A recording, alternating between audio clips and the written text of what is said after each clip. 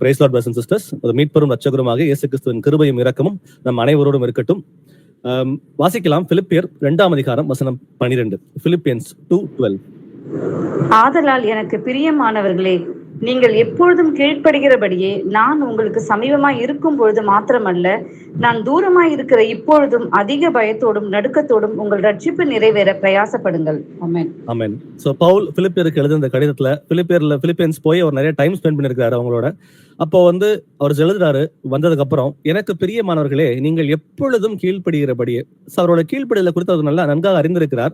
அவர் சொல்றாரு, நீங்க எப்பயுமே கீழ்ப்படிங்கப்பா, நான் கூட இருக்கும்போது மாத்திரமல்ல, நான் தூரமா இருக்கும் பொழுதும் நீங்க கீழ்ப்படிங்க அப்படின்னு சொல்லிட்டு அவருக்கு சொல்லிக் கொடுக்கிறார். அந்த கீழ்ப்படிதல் எப்படி கூடியதா இருக்கணுமாம்? அதிக பயத்தோடும் நடுக்கத்தோடும் உங்கள் ரட்சிப்பு நிறைவேற பிரயாசப்படுங்கள். இன்னைக்கு நம்ம தியானிக்க போகிற வசனம் இதுதான். நம்ம முக்கியமா தேர்ந்தெடுக்கிற வார்த்தை இந்த 3 வார்த்தைகள். பயத்தோடும் நடுக்கத்தோடும் உங்கள் ரட்சிப்பு நிறைவேற பிரயாசப்படுங்கள் அப்படின்னு நம்ம பார்க்கிறோம்.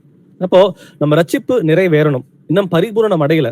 இயேசு கிறிஸ்து வெளிப்படுற வரைக்கும் நாம் இன்னும் பரிபூரணம் அடையல. நான் அடைந்தாயிற்று, நான் முற்றும் தேறினவன் ஆனேன் என்று எண்ணாமல், கிறிஸ்து இயேசுவுக்குள் நான் எதற்காக பிடிக்கப்பட்டேனோ அதை பிடித்துக் கொள்ளும்படி ஆசையாய் நான் தொடருகிறேன் அப்படின்னு சொல்லிட்டு பவுல் எழுதுறார். இதே பிலிப்பியர் புத்தகத்தை எழுதுறார். அப்போ அதை ஆசையாய் பின்தொடர்கிற பிள்ளைகளாய் நாம் ஒவ்வொருவரும் இருக்கணும்.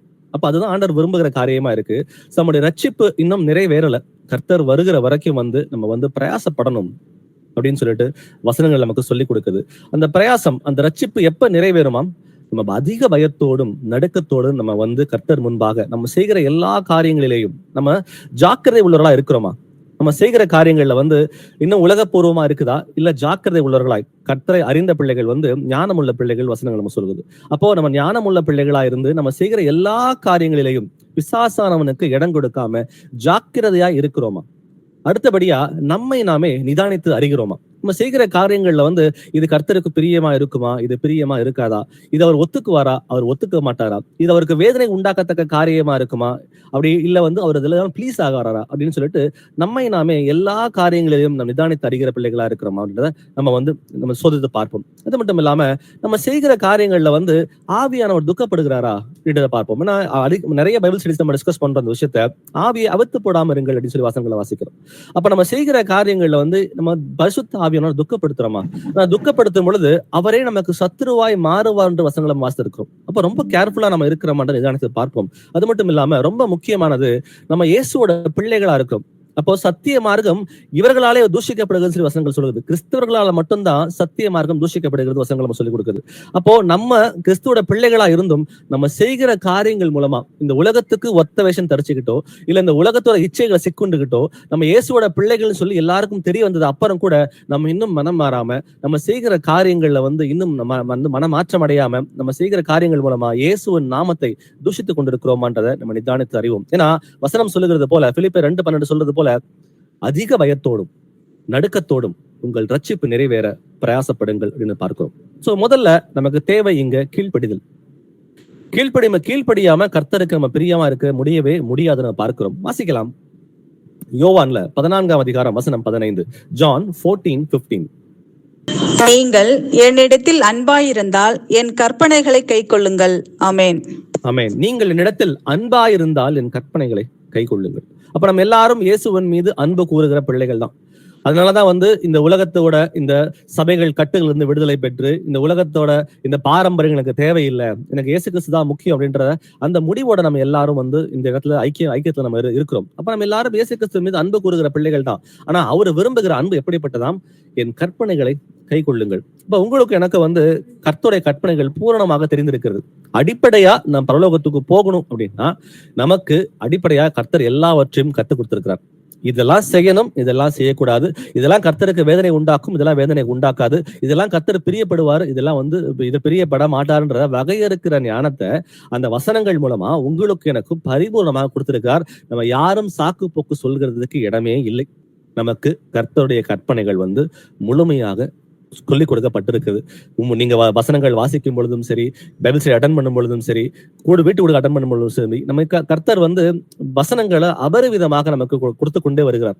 அப்போ அந்த வசனங்களுக்கு நம்ம கீழ்ப்படுகிறோமா, இல்ல அந்த வசனங்களை கேட்கிற பிள்ளைகளாய் மாத்திரம் இருந்து இன்னமும் கூட இந்த உலகத்துக்குரிய காரியங்களை ஈடுபட்டு கொண்டிருக்கிறோமான்ற நிதானம் தெரியும். ஆனா கீழ்ப்படியாம நான் கற்பனைகளை கை கொள்ளாம, கற்பனைகள் தெரிகிறது முக்கியம் இல்ல, கற்பனைகளை வந்து தெரிந்து கீழ்ப்படுகிறது தான் கர்த்தருக்கு விருப்பமான காரியமா இருக்குது. நம்ம எல்லாருக்கும் அறிந்த இந்த அதிகாரம் உபாகம் 28ஆம் அதிகாரம். அதுல ஆசீர்வாதங்களும் இருக்கு, சாபங்களும் இருக்கு. அப்போ சாபங்களை யாரும் கேட்டு வாங்குறதே இல்லை.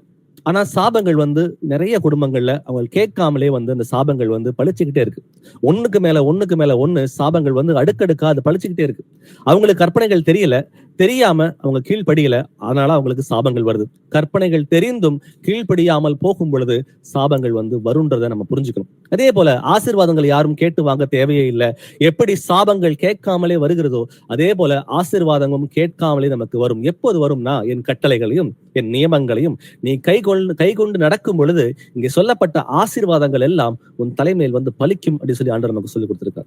அப்போ நம்ம வந்து கர்த்தர் விரும்புகிற காரியம் என்னன்னா, அவரிடத்தில் அன்பு கூறுகிறேன் என்று சொல்லிவிட்டு அவர் கட்டளைகளை கை கொள்ளாமல் போனால் நம் பொய்யராய் இருக்கிறோம் என்று வசனங்கள் சொல்லுகிறது. அப்போ அவர் விரும்புகிறது வந்து அவர் கற்பனைகளை நம்ம கை கொள்ளணும்.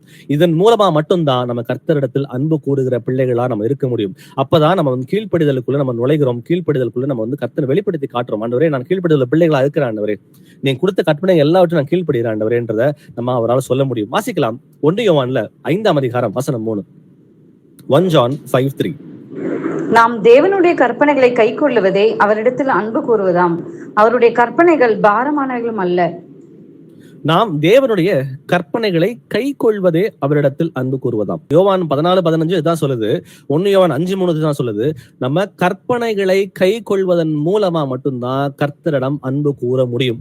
அவர் விரும்புகிறது பூரணமான பரிசுத்தம். அவர் விரும்புகிறது வந்து 50% பரிசுத்தம் அல்ல, 60% பரிசுத்தம் அல்ல, 80% பரிசுத்தம் அல்ல, 99% பரிசுத்தம் அல்ல. கர்த்தர் விரும்புகிறது பூரணமான பரிசுத்தம். அவர் சொல்லுகிறார், நான் பரிசுத்தர், ஆகையால் உங்கள் நடக்கைகள் எல்லாவற்றிலேயும் பரிசுத்தராய் இருங்கள். அப்போ அவருடைய கற்பனைகளை நாம் வந்து பரிபூர்ணமாய் கை கொள்ளணும் தான் அவர் விரும்புகிற தேவனா இருக்கிறார். ஆமா, நான் வந்து மாம்சத்துல இருக்கிறேன், என்னால கை கொள்ள முடியல, நான் வந்து இடறி விழுகிறேன். கர்த்தர் வந்து நம்முடைய பலவீனங்களை அறிந்த தேவன் தான். நம் பலவீனங்கள்ல அவருடைய பலன் நமக்கு பூரணமாய் கிரியை செய்கிறது. ஆனா ஒரு விஷயத்த புரிஞ்சுக்கணும், பாவம்னு உணர்ந்ததுக்கு அப்புறம் அந்த பாவத்தை மீண்டும் மீண்டும் செய்கிறது கர்த்தருக்கு விருப்பம் இல்லாத காரியம். கர்த்தர் அதை அருவருக்கிற தேவனா இருக்கிறார். தடுமாறி விழுகிறது மனித சுபாவம், நம்ம விழுந்து விடுகிறோம். ஆனாலும் அது தப்பு அப்படின்னு உணர்வு வந்ததுக்கு அப்புறம் நம்ம வந்து அவர் விரும்புகிறது வந்து பூரணமான கீழ்ப்படிதல். அதுதான் கர்த்தர் விரும்புகிற தேவனா இருக்கிறார். அவருடைய வசனம் அடுத்ததா சொல்லுது, அவருடைய கற்பனைகள் பாரமானவைகள் அல்ல. ஆனா இன்னைக்கு கர்த்தருடைய கட்டளைகளை கை கொள்வதற்கு நமக்கு அநேகருக்கு வந்து அது பாரமா தான் இருக்கிறது. பொய் சொல்லாதிருப்பாயாக, ஒருவர் மன்னியுங்கள், ஒருவருக்கு ஒருவர் குற்றம் சாட்டாதிருங்கள், ஒருவருக்கு மேல் வந்து ஒருவர் வந்து நீங்க வந்து கடினமா இருக்காதீங்கன்னு சொல்லி நிறைய காரியங்கள் நம்ம சொல்லிக் கொடுக்குறாரு. ஆனா இன்னைக்கு அந்த காரியங்களை கேட்கும் பொழுது நமக்கு என்ன வருதுன்னா, நமக்கு இருதயத்துல வந்து ரொம்ப பாரமா இருக்குது. இப்ப டிவி பாக்குறது வந்து இன்னைக்கு காலகட்டத்துல டிவி இல்லாத வீடு இல்ல, இதுவும் இல்லாம பர்சனல் டிவி இல்லாத வீடும் கிடையாது, யாருமே இல்லை. எல்லாருக்கும் அந்த பர்சனல் டிவியும் இருக்குது, வீட்டுக்குள்ள டிவியும் வந்து நிறைய பேர் வச்சுட்டு இருக்கிறாங்க. ஆனா ஒரு 50 வருடங்களுக்கு முன்பாக எடுத்து பாத்தீங்கன்னா, ஒரு நம்ம தாத்தாவோ அவங்ககிட்ட போயிட்டு டிவி பார்க்காதீங்க, அது வந்து கர்த்தருக்கு விரோதமான பாவமா இருக்கிறது அப்படின்ட்டு நம்ம போய் அவங்கள சொல்லியிருந்தோம்னா, ஆமாப்பா கரெக்ட் தான், அது எனக்கு முக்கியம் இல்லை, எனக்கு தேவையில்லை அப்படின்னு சொல்லிட்டு அவங்க ஈஸியா அதை ஒத்துட்டு இருந்திருப்பாங்க. ஏன்னா அன்னைக்கு கர்த்தருடைய கட்டளைகளுக்கு கீழ்ப்படிவது அவர்களுக்கு வந்து ரொம்ப லகுவா இருந்தது. ஏன்னா அந்த டிவின்ற மோகத்துல அவங்க விழுகல. அது இல்லாம அவங்க வாழ்ந்ததுனால அவங்க அதை மேற்கொள்வதற்கோ, அதை கர்த்தருடைய கட்டளைகளை அவங்க கேட்கும் பொழுதோ அதை கீழ்ப்படிவதற்கோ அவங்களுக்கு அது பாரமான கட்டளையா இல்லை. ஆனா இன்னைக்கு டிவி பார்க்காத, சினிமா பார்க்காத, ஒரு நாடகம் பார்க்காத, கிரிக்கெட் பார்க்காத அப்படின்னு சொல்லும் பொழுது என்ன நடக்குதுன்னா, அந்த கட்டளைகள் நம்ம எல்லாருக்கும் ரொம்ப பாரமா இருக்கிறது. அது ஏன் பாரமா இருக்கு அப்படின்னா, இந்த மாம்சம் கட்டளைகளை மேற்கொண்டு விட்டது. மாம்சத்துக்கு வந்து அதிகமான முக்கியத்துவம், அந்த முக்கியத்துவம் அந்த மாம்சத்துக்கு கொடுக்கறதுனால கர்த்தருடைய கட்டளைகள் எனக்கு ரொம்ப பாரமா இருக்கிறது. பொய் சொல்லாது இருப்பாயாகன்றது வசனம் சொல்லுது. ஆனா இன்னைக்கு எனக்கு ஏன் அது பாரமா இருக்குன்னா, அநேகர் சொல்லக்கூடிய ஒரு காமனான டெர்மினாலஜி என்னன்னா, பொய் சொல்லாம இந்த உலகத்துல வாழ முடியுமா? பொய் சொல்லாம என்னால வாழ்க்கையில முன்னுக்கு வர முடியுமா? நான் பொய் சொல்றதுனால என்ன தவறி போகுது? நான் சொல்றது எல்லாமே வந்து ஒரு ஒயிட் லைஸ் தானே. அந்த சின்ன பொய்யின் மூலமா யாரோட குடியும் கெடலையே, நான் அதனால யாரும் ஏமாந்து போகலையே, நான் வந்து சாதாரணமா என்னை காப்பாத்திக்கிறதுக்கு நான் அந்த சாதாரணமான பொய்யை சொல்றேன் அப்படின்னு சொல்லிட்டு தாங்கள் செய்கிற பாவத்தை ஜஸ்டிஃபை பண்றதுக்கு வந்து இந்த மாதிரி காரியங்களை அவங்க பயன்படுத்துறாங்க. ஆண்டவர் சொல்றது, பொய் சொல்லாது இருப்பாயாக. அவர் வந்து வகையறத்து காட்டல, ஒயிட் லைஸ் நீ சொல்லலாம்ப்பா, நீ வந்து லைஸ் சொல்லக்கூடாது அப்படின்னு பொய் சொல்லலாம். ஆனா வந்து யாரையும் பாதிக்கிற மாதிரி நீ பொய் சொல்லக்கூடாதுன்ற மாதிரி கர்த்தர் வந்து இங்க வகையறுத்து காட்டவே இல்லையே. பொய் சொல்லாது இருப்பாயாக. சோ எனக்கு ஏன் இந்த கற்பனைகள் பாரமா இருக்குது அப்படின்னா, இந்த உலகம் கர்த்தருடைய கட்டளைகளுக்கு மேற்கொண்டு விட்டதனால், நான் வந்து அதுக்கு முக்கியத்துவம் தருவதனால் கர்த்தருடைய கட்டளைகள் எனக்கு பாரமானவைகளா இருக்கிறது. ஆனா அவர் சொல்றாரு, என்னுடைய சுமை லகுவா இருக்கும், என் கற்பனைகள் பாரமானவைகள் அல்ல அப்படின்னு சொன்னா அது பாரமானவைகள் அல்லதான். இன்னைக்கு நம்ம எல்லாருமே நிதானித்து பார்ப்போம். எந்தெந்த கட்டளைகள் வந்து எனக்கு பாரமானவை. நம்ம எல்லாரும் வசனங்களை வாசிக்கிறோம். நம்ம எல்லாரும் வந்து இன்னைக்கு பார்க்கும் பொழுது 1 அதிகாரமோ 2 அதிகாரமோ 5 அதிகாரமோ 10 அதிகாரமோ டெய்லி வாசிக்கிற பிள்ளைகள் தான். நம்ம எல்லாருமே வந்து கர்த்தரை அறிகிற அறிவில விருத்தி அடையணுன்ற பிரயாசப்படுகிற பிள்ளைகள் தான். அப்போ அந்த வார்த்தைகளை வாசிக்கும் பொழுது, அந்த வசனம் எனக்கு குத்தும் பொழுது, அந்த வசனம் எனக்கு பாரமானதா இருக்கிறதா? அப்ப பாரமானவைகளா இருக்குது அப்படின்னா கண்டிப்பா அந்த இடத்துல மாம்சம் நம்மை மேற்கொண்டு விட்டது. அப்போ நம்ம வந்து வாலண்டரியா டிசைட் பண்ணி நம்ம வந்து அந்த பாவத்துல இருந்து வெளியே வரணும்னு கர்த்தர் விரும்புகிறார். அப்போ கர்த்தருடைய கட்டளைகளுக்கு மேல் அந்த பாவம் எனக்கு இருக்கும் பொழுது, பாவம் செய்கிற எவனும் பாவத்திற்கு அடிமையா இருக்கிறான். நம்ம எல்லாரும் சொல்றோமே, நான் பாவங்களுக்கு செத்து நீதிக்கு பிழைத்திருக்கிறேன் அப்படின்னு சொல்றோமே. அவர் தாமே நம்முடைய பாவங்களை சிலுவையின் மேல் சுமந்தார்னு சொல்றோமே.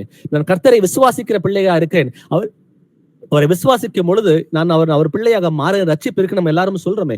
அப்போ இவ்வளவு விஷயங்களை சொல்லும் பொழுது, அவர் கட்டளைகளை கை கொண்டா மட்டும்தான் என்னால பரலோகமே போக முடியும். அப்போ அவர் கட்டளைகளை கை கொள்ள விடாம சில கட்டளைகள் எனக்கு பாரமா இருக்குது அப்படின்னா, நம்மை நாமே நிதானித்து அறிகிற வேலை இது. எல்லாரும் நிதானித்து பார்ப்போம், எங்கெல்லாம் எந்தெந்த கட்டளைகள் எல்லாம் எனக்கு வந்து பாரமா இருக்கிறது. அப்போ அந்த பாரமா இருக்கிறதுக்கு காரணமா இருக்கிற அந்த பாவங்கள் என்னென்ன அப்படின்றத நம்ம வகையறுத்து பார்ப்போம். அந்த பாவங்களை நாம் மேற்கொண்டே ஆக வேண்டும், வேற வழியே இல்லை. அதோட சேர்ந்து நம்மளால வாழ முடியாது. கொஞ்சம் அசுத்தமும் கொஞ்சம் பரிசுத்தமும் வாழ முடியவே முடியாது. கொஞ்சம் இருளும் கொஞ்சம் வெளிச்சமும் சேர்ந்து இருக்க முடியவே முடியாது. பூரணமான பரிசுத்தம் உள்ள பிள்ளைகள் நம்ம அனைவரும் மாறணும்னு சொல்லிதான் கர்த்தர் நம்ம ஒவ்வொருவரையும் அழைக்கிற தேவனா இருக்கிறார். சோ நம்ம நிதானித்து அறிவோம். 1 யோவான்ல 2ஆம் அதிகாரம் வசனங்கள் 3 முதல் 5 வரை வாசிப்போம். 1 John 2:3-5. நாம் கை கொள்கிறவர்களானால் அவரை அறிந்திருக்கிறோம் என்பதை அதனால் அறிவோம். அவரை அறிந்திருக்கிறேன் என்று சொல்லியும் அவருடைய கற்பனைகளை கை கொள்ளாதவன் பொய்யனாய் இருக்கிறான், அவனுக்குள் சத்தியம் இல்லை. அவருடைய வசனத்தை கை கொள்ளும் இடத்தில் தேவ அன்பு மெய்யாக பூரணப்பட்டிருக்கும். நாம் அவருக்குள் இருக்கிறோம் என்பதை அதனாலே அறிந்திருக்கிறோம். சோ 1 யோவான்ல 2ஆம் அதிகாரம் வசனம் 3-5 சொல்லுகிறது போல, அவருடைய கற்பனைகளை நாம் கை கொள்ளுகிறவர்கள் ஆனால் அவரை அறிந்திருக்கிறோம் என்பதை அதனாலே அறிவோம். அப்போ நான் கர்த்தரை வந்து பேரளவுல நான் தெரிஞ்சுக்கிட்டேன். வானத்தையும் பூமியும் உண்டு பண்ண சர்வ வல்லமையுள்ள தேவன் அவர்தான் தாழ்விடங்களுக்கு இறங்கி மனுஷர் சாயலாக அவர் வந்து பூமியில சிருஷ்டிக்கப்பட்டு என்னுடைய பாவங்களுக்காக மரித்து அவர் உயிர்த்தார் என்றதை நம்ம எல்லாரும் விசுவாசிக்கிறோம். அப்போ அதை தெரிஞ்சா மட்டும் நல்லா பரலோகம் போக முடியும்னு பார்த்தா கண்டிப்பா இந்த உலகத்துல பிறந்த எல்லாருக்கும் இந்த விஷயம் தெரியும். ஒரு குக்கிராமத்துக்கு போய் ஒரு 80 வயசு 90 வயசு உள்ளவங்களுக்கு நீங்க போயிட்டு இந்த வசனத்தை நீங்க சொல்லி இயேசுக்கு தெரியுமான்னு கேட்டீங்கன்னா கண்டிப்பா இயேசு எனக்கு தெரியும்னு சொல்லி எல்லாருமே சொல்லுவாங்க. நீங்க எந்த உலகத்துல இருக்க எந்த மூளைக்கு போனாலும் வந்து சத்திய சுவிசேஷம் அறிவிக்கப்பட்டு ஆயிடுச்சு.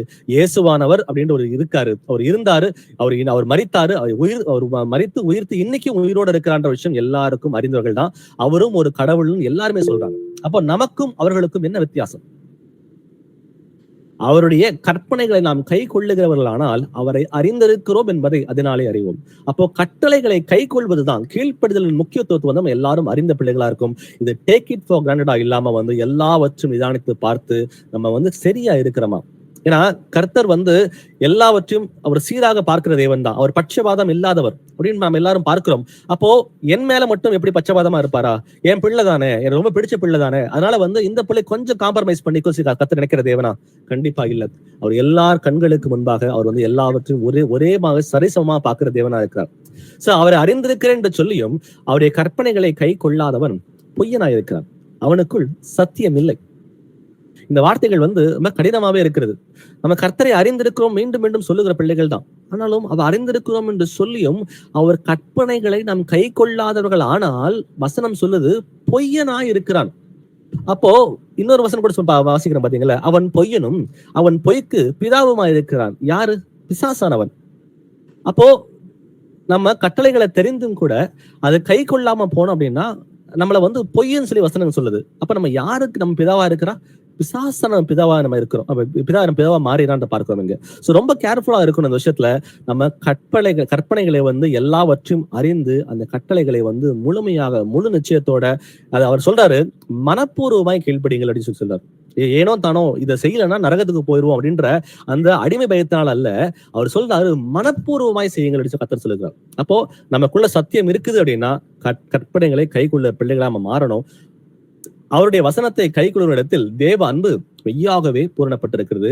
நாம் அவருக்குள் இருக்கிறோம் என்பதை அதனாலே அறிந்திருக்கிறோம். அப்போ அவருடைய வசனத்தை கை கொள்ளுகிறவனிடத்தில் தேவ அன்பு மெய்யாக பூரணப்பட்டிருக்கும். அப்ப நான் தேவனை எப்ப அன்பு செய்கிறேன், நான் எப்ப பூர்ணமாக அன்பு செய்கிறேன் அப்படின்னா அவருடைய கட்டளைகள் எல்லாவற்றையும் நான் கை கொள்ளும் பொழுது மட்டும்தான் கர்த்தரை நான் வந்து பூர்ணமாக அன்பு செய்கிறேன் என்றதை நம்ம புரிஞ்சுக்கிறோம் இந்த வசனங்கள் மூலமா. வாசிக்கலாம் ரோமர்ல 2ஆம் அதிகாரம் வசனம் 13. ரோமன்ஸ் 2:13. நியாயப்பிரமாணத்தை கேட்கிறவர்கள் தேவனுக்கு முன்பாக நீதிமான்கள் அல்ல, நியாயப்பிரமாணத்தின்படி செய்கிறவர்களே நீதிமான்களாக்கப்படுவார்கள். ஆமென். ஆமென். இன்னைக்கு ஒரு பெந்தகோஸ்து சபைக்கு நீங்க போனீங்க அப்படின்னா நம்ம எல்லாருக்கும் எக்ஸ்பீரியன்ஸ் இருக்கு. நீங்க எல்லாம் அந்த பேக்ரவுண்ட்ல வந்திருக்க வாய்ப்பு இருக்கு. சில கத்தோலிக்க சபைக்கு வந்திருக்கலாம். பட் ஜென்ரலா நீங்க வந்து பெந்தகோஸ்து சபைக்கு நீங்க போனீங்க அப்படின்னா, புரொட்டஸ்டன்ட் சபைக்கு போனீங்க அப்படின்னா, வசனங்கள் வந்து எல்லாரும் மனப்பாடமா சொல்லுவாங்க. இந்த வசனத்தை நம்பர் சொல்ல ஆரம்பிச்சுன்னா ஆட்டோமேட்டிக்கா வசனத்தை ஆரம்பிச்சு முடிச்சு வச்சிருவாங்க. ஏன்னா அவ்வளவு வந்து வசனங்களை நிறைய கத்திருக்கிறாங்க, மனப்பாடம் பண்ணிருக்கிறாங்க. கர்த்தர் அந்த கிருபையை கொடுத்திருக்கிறார். ஆனா அது தெரிஞ்சுக்கிறது முக்கியம் இல்ல, அந்த வசனங்களுக்கு கீழ்ப்படியும் சொல்லி ஆண்டவர் நமக்கு சொல்லுகிறார். நியாயப்பிரமாணத்தை கேட்கிறவர்கள் தேவனுக்கு முன்பாக நீதிமான்கள் அல்ல. ஏன்னா வசனங்கள் நமக்கு அநேகம் ஆயிரம் வசனங்கள் நமக்கு தெரியலாம். ஆனா அந்த வசனங்களுக்கு கீழ்ப்படி சொல்லிதான் நமக்கு கர்த்தர் சொல்லுகிறார். சோ ஒரு வசனம் தெரிஞ்சா 1 கீழ்ப்படியணும், 10 தெரிஞ்சா 10 கீழ்ப்படியணும், 100 தெரிஞ்சா 100 கீழ்ப்படியணும். சோ யாருக்கு அதிகமாக கொடுக்கப்பட்டிருக்கிறோ அவர்களுக்கு அதிகமாக கேட்கப்படும் சொல்லி கர்த்தர் நமக்கு சொல்லுகிறார். சோ நமக்கு என்ன தெரியுமோ, எந்த கட்டளை கர்த்தர் வெளிப்படுத்தி காட்டுறது, ஒருத்தர் மன்னிக்க சொன்னா மன்னிச்சுதாகணும். எப்படி? மனப்பூர்வம் மன்னிக்க சொல்லுகிறார். அப்போ இந்த மாதிரி கற்பனைகள் வந்து நம்ம நிறைய கேட்கிறோம், நிறைய வாசிக்கிறோம். இப்ப ரீசெண்ட் டைம்ஸ்ல கூட பிரதர் ஆனந்த் வந்து ஒரு ஊமையை பத்தி போட்டிருந்தாரு. அப்போ நீங்க மனப்பூர்வமாய் மன்னியா விட்டால் அப்ப எங்க வந்து அக்னி சூழலை வந்து போடப்படுவோம் சொல்லி வசனங்கள் நம்ம பார்த்தோம் இன்னைக்கு. அப்போ நம்ம வந்து நிறைய விஷயங்கள்ல வந்து சுற்றுச்சூழல்ல வந்து நம்ம உலகத்துல வாழும்போது நிறைய பிரச்சனைகள் வந்து உபத்திரவங்கள் வருது. அப்ப அந்த சூழல் எது வந்தாலும் சரி மற்றவர்களை வந்து மனப்பூர்வமாய் மன்னிக்கிறதுக்கு நான் அழைக்கப்பட்டிருக்கிறேன். அப்பதான் நான் கர்த்தர் மீது அன்பு கூர்ந்து அவர் கட்டளைக்கு கீழ்ப்படிய பிள்ளையா இருக்கேன். இல்ல வெறும் வார்த்தை இது எனக்கு கிடையாது, நான் மத்தவங்க மன்னிச்சா மட்டும் பரவாயில்ல, நான் மன்னிக்க தேவையில்லை, அந்த மாதிரி வந்து வார்த்தைகளை என்னை நானே சொல்லிட்டு காம்ப்ரமைஸ் பண்ணி நான் பிசாசு பேசும். பரவாயில்லப்பா அவங்க பாத்துக்கிட்டோம், நீ எதுக்கு இதெல்லாம் கவலைப்படுற அப்படின்னு பிசாசு நம்ம கிட்ட பேசுகிறதுக்கு, செல்ஃப் பிட்டிக்குள்ள போகிறதுக்கோ, நம்மளை ஜஸ்டிஃபை பண்ணி நீ சரியாதான் இருக்கிற அதனால நீ கவலைப்படாத அவங்கதான் சரியில்லை அப்படின்னு சொல்லக்கூடிய வந்து பிசாசு நம்ம கிட்ட பேசுறதுக்கு அநேக வாய்ப்புகள் இருக்குது. நம்மை நாமே நிதானித்தருகிற வேலை இது. ஒரு எக்ஸாம்பிள் எடுத்துக்கங்க. நம்ம வாழ்க்கை எப்படி இருந்துச்சு? அக்கிரமக்காரராயும் பாவத்திலே உழந்திருந்து நம்ம எல்லாரும் வந்து இஸ்ரவேலுடைய காணியாட்சிக்கு புறம்பானவர்களும் வாக்குத்தத்தத்தின் உடன்படிக்கைக்கு அந்நியரும் நம்பிக்கை இல்லாமலும் தேவன் இல்லாமலும் நம்ம எல்லாரும் இருந்தோம். உளையான சேத்துல வாழ்ந்தோம். கர்த்தருக்கு வந்து விரோதமாக செய்த எல்லா காரியங்களிலும் வந்து பாவம் தான். அவருக்கு வந்து செய்த நம்ம எல்லா காரியங்களும் அவருக்கு மன வருத்தம் தான். அவருக்கு வந்து நம்ம வந்து என்ன பண்ணிருக்கோம்? துரோகம் செஞ்சிருக்கிறோம். கர்த்தருக்கு நம்ம எல்லாரும் துரோகம் செஞ்சிருக்கிறோம். ஆனாலும் அந்த பாவங்களை பாராமல் அவர் வானத்திலிருந்து கீழே இறங்கி வந்து என் பிள்ளை, அந்த பிள்ளை வந்து மறிக்க கூடாது, நரகத்துக்கு போகக்கூடாதுன்னு சொல்லி உங்களையும் என்னையும் கை தூக்கி அவர் நிறுத்தி நம் பாவங்களை கழுவி நம் ஒவ்வொருவரையும் வந்து அவர் பர்சனலா அவர் சுத்திகரித்திருக்கிறார். அவருடைய அன்பை ருசி பார்த்த நாமும் அவரை போலவே நம்ம மாறணும் சொல்லி கர்த்தர் விரும்புகிறார். தேறின எவனும் தன் குருவை போல இருப்பான். பாவம் செய்கிறது மனிதனுடைய இயல்புதான். ஆனா நம்ம என்ன செய்யணுமா? அந்த பாவங்கள் யாரு நமக்கு எதிராக யார் எது செய்திருந்தாலும் எல்லாவற்றையும் வந்து மன்னித்து நம்ம வந்து என்ன பண்ணுவோம்? சீர்பொருந்தி நம்ம எல்லாரும் இருக்கணும் சொல்லி கர்த்தர் விரும்புகிறார். வாசிக்கலாம் யாக்கோபுல 1ஆம் அதிகாரம் வசனம் 22.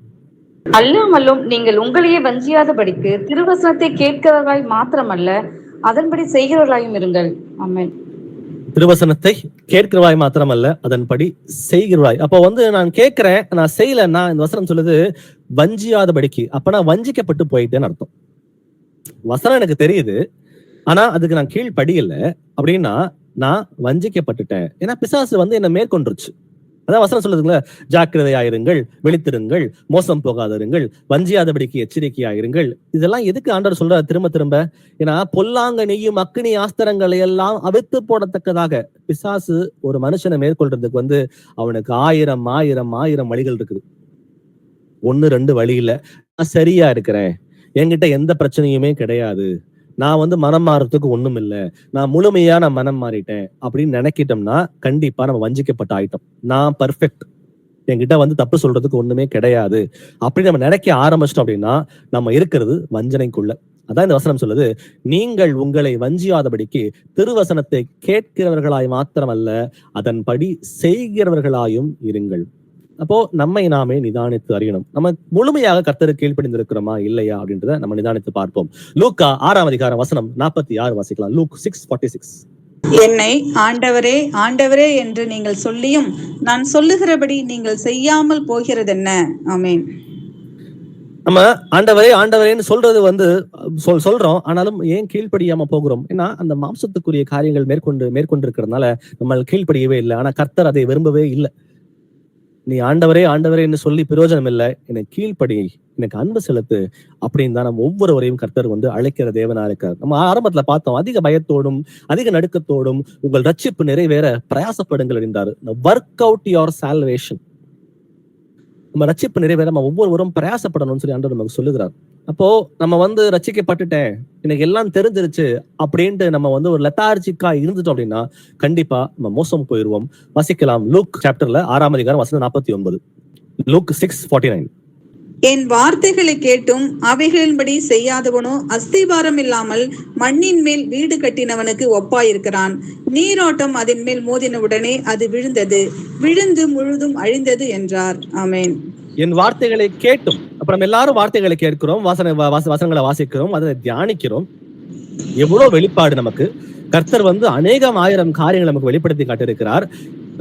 அடிக்கடி சொல்ற ஒரு விஷயம் தான், நம்ம வீட்டுல இருக்கிற சின்ன பிள்ளைகளுக்கு தெரியும் சத்தியம் கூட சபைகளுக்கு போகிற நிறைய பேத்துக்கு, பல வருஷமா போக நிறைய பேருக்கு சத்தியம் தெரியாம இருக்குது. ஏன்னா கர்த்தர் நமக்கு நிறைய காரியங்களை வெளிப்படுத்தி காட்டியிருக்கிறார். அப்போ நம்ம மேல எவ்வளவு அன்பு கூர்ந்து எவ்வளவு கிருபையா நம்ம தேவன் நமக்கு வந்து வழிநடத்தி கொண்டு வருகிறார். அப்போ சொல்றாரு, என் வார்த்தைகளை கேட்டும் அவைகளின்படி செய்யாதவன் எவனோ அவன் அஸ்திபாரம் இல்லாமல் மண்ணின் மேல் வீடு கட்டினவனுக்கு ஒப்பாயிருக்கிறான். நம்ம எல்லாருக்கும் தெரிஞ்ச சின்ன விஷயம் தான், அஸ்திவாரம் இல்லாம வீடு கட்ட முடியாது. அவன் கட்டின வீடு எங்க இருக்கு? மணல் மேல் இருக்குது. அப்போ அந்த மணல் மேல இருக்கிற அந்த வீடு, அதன் மேல என்ன பண்ணுது? தண்ணி வந்து நீரோட்டம் மோதின உடனே அது விழுந்து முழுவதும் அழிந்தது, கொஞ்சம் கூட மிச்சமே இல்லை. அப்போ வசனத்தை கேட்கிறவகாய் மாத்திரமல்ல, அதை கேட்டு அதன்படி செய்கிற பிள்ளைகளா இருக்கணும். ஏன்னா வசனத்தை கேட்டும் அதை செய்யாமல் போனால் அஸ்திவாரம் இல்லாமல் மண்ணின் மேல் வீடு கட்டினவனுக்கு ஒப்பாயிருக்கிறான். நீரோட்டம் அதன் மேல் மோதின உடனே அது விழுந்து முழுவதும் அழிந்தது என்றான். கொஞ்சம் கூட இடமே இல்லை, அது முழுமையாக நிர்மூலமானதுன்னு பார்க்கிறோம். சோ ரொம்ப கேர்ஃபுல்லா நிதானித்து பார்ப்போம். ரொம்ப அடிப்படையா கிறிஸ்துவத்துக்குள்ள இயேசுவை பிரியப்படுத்தக்கூடிய காரியத்துல வந்து அடித்தளமா இருக்கிறது ஒண்ணுதான், கீழ்ப்படிதல் அப்படின்ற விஷயத்துக்குள்ள வந்து நம்ம வெளியே வந்துட்டோம் அப்படின்னா நம்ம வந்து வஞ்சிக்கப்பட்டு போயிடும், நம்ம ஏமாந்து போயிடும். வசனங்களை ஒவ்வொரு நாளும் வாசிக்கும் பொழுது இந்த வசனத்துல எனக்கு ஏதாவது டேக்கவே இருக்குதா, நான் ஏதாவது இந்த வசனத்தின்படி மனம் மாற வேண்டிய காரியங்கள் இருக்குதா அப்படின்ட்டு நம்ம நிதானிச்சுக்கிட்டே இருந்தோம் அப்படின்னா கண்டிப்பா அப்பதான் அந்த வசனம் சொல்றது போல மாசத்துக்கு உங்கள் ரட்சிப்பு நிறைவேற பிரயாசப்படுங்கள். அப்ப அந்த பிரயாசம் வந்து கடைசி வரைக்கும் இருக்கணும். அது எப்படி பண்ணணுமா? அதிக பயத்தோடும் நடுக்கத்தோடும். சங்கீதம் 2ஆம் அதிகாரம் வசனம் 11 வாசிக்கலாம். Psalms 2:11. பயத்துடனே கர்த்தரை சேவியுங்கள், நடுக்கத்துடனே களி கூறுங்கள். ஆமென். பயத்துடனே கர்த்தரை சேவியுங்கள். சோ இப்ப ஆரம்பத்துல பார்த்த அதே காரியங்கள் தான் இப்ப அடுத்தது பார்க்க போறது. இப்ப கூட சோ பயத்துடனே கர்த்தரை சேவியுங்க. அடிமை பயமா இல்ல, கர்த்தர் மீது அன்போட அதை செய்யணும்னு சொல்லி அவர் விரும்புகிறார். என்ன தண்டிச்சிருவாரு, நரகத்துக்கு என்ன கொண்டு போய் விட்டுருவாரு, அதனால கீழ்ப்படுகிறேன் அப்படின்றது வந்து கர்த்தருக்கு விருப்பமே இல்லாத ஒரு கீழ்ப்படுதலா இருக்குது. அவர் விரும்புறது வந்து அவருக்கு வந்து முழுமையாக அன்பு செலுத்தி. இப்போ வீட்டுல பிள்ளைகள் இருக்குது, பிள்ளைகள் நம்ம என்ன எதிர்பார்க்கிறோம்? நம்ம கீழ்ப்படினோம். இது கீழ்ப்படினோம், எங்க அப்பா என்ன தண்டிச்சிருவாருன்ற கீழ்ப்படியாம எங்க அப்பா இனிமேல் அன்பு செய்கிற அப்பாவா இருக்கிறார், அதனால அவரை பிரியப்படுத்துறதுக்கு நான் கீழ்ப்படியணும்னு சொல்லிட்டு பயத்துடனும் நடுக்கத்தோடும் எப்படி பிள்ளைகளை கீழ்ப்படியும் சொல்லி நம்ம எல்லாரும் விரும்புகிறோமோ அது போலதான் கர்த்தர் அதே அன்புதான் அவர் விரும்புகிற தேவனா இருக்கிறார். சோ பயத்தோடு கர்த்தரை சேவியுங்கள், நடுக்கத்துடனே களி கூறுங்கள் அப்படின்ட்டு. சோ நீதிமொழிகள் 9ஆம் அதிகாரம் வசனம் 10 வாசிக்கலாம். Proverbs 9:10. கர்த்தருக்கு பயப்படுதலே ஞானத்தின் ஆரம்பம், பரிசுத்தரின் அறிவே அறிவு. ஆமென். ஆமென். அப்போ நம்ம எல்லாரும் ஞானமுள்ள பிள்ளைகளா நம்ம எல்லாம் இருக்கணும். வாசிக்கலாம், யாக்கோபுல வாசிக்கிறோம், ஒருவன் ஞானத்தில் குறைவுள்ளவனாய் இருந்தால் யாவருக்கும் சம்பூரணமாய் கொடுக்கிறவரும் ஒருவனையும் கடிந்து கொள்ளாதவனுமாயின்னு வாசிக்கிறோம். அப்போ கேட்கும் பொழுது தரேன்னு சொல்லி ஆண்டவர் நமக்கு சொல்லுகிறார். அப்போ நமக்கு கேட்கும் பொழுது ஞானத்தை கர்த்தர் தருகிற தேவன் தான். ஆனா இன்னைக்கும் எனக்கு ஞானம் இல்லாம இருக்கு அப்படின்னா கர்த்தருக்கு பயப்படுதல பயம் இருந்தா மட்டும்தான் அந்த ஞானம் எனக்கு பூரணமாய் கிடைக்கும். பயப்படுதல் இல்லைன்னா அந்த ஞானம் பூரணம் அடையாது. சோ நிதானித்து பார்ப்போம் நம்ம. சோ நம்ம வந்து கர்த்தருக்குரிய ஞானத்துல வளர்ந்துகிட்டே இருக்கிறோமா இல்லையா? இந்த இல்ல உலகத்துடைய ஞானத்துல வளர்ந்துட்டு இருக்கிறோமா? ஏன்னா இந்த உலகத்துக்குரிய ஞானம் வந்து அது வந்து அவமாய் போகும். அது பிரயோஜனமே இல்ல. கர்த்தரை அறிகிற அறிவில் வளர்ந்தா மட்டும்தான் நீங்கள் நானும் பரலோகம் போய் சேர முடியும். அப்போ அவர் என்ன விரும்புகிறாரோ, அவர் வந்து என்னென்ன நமக்கு வாழ்க்கையில விரும்புகிறாரோ அது எல்லாத்தையும் அறிஞ்சுக்கணும்னு சொல்லி நம்ம பிரயாசப்படும் பொழுது, அது பயத்தோட நம்ம செய்யும் பொழுது அது எல்லாவற்றையும் அவர் வெளிப்படுத்தி காட்டுகிற தேவன் தான். வாசிக்கலாம் 1 பேதுரு 1:17 1 Peter 1:17.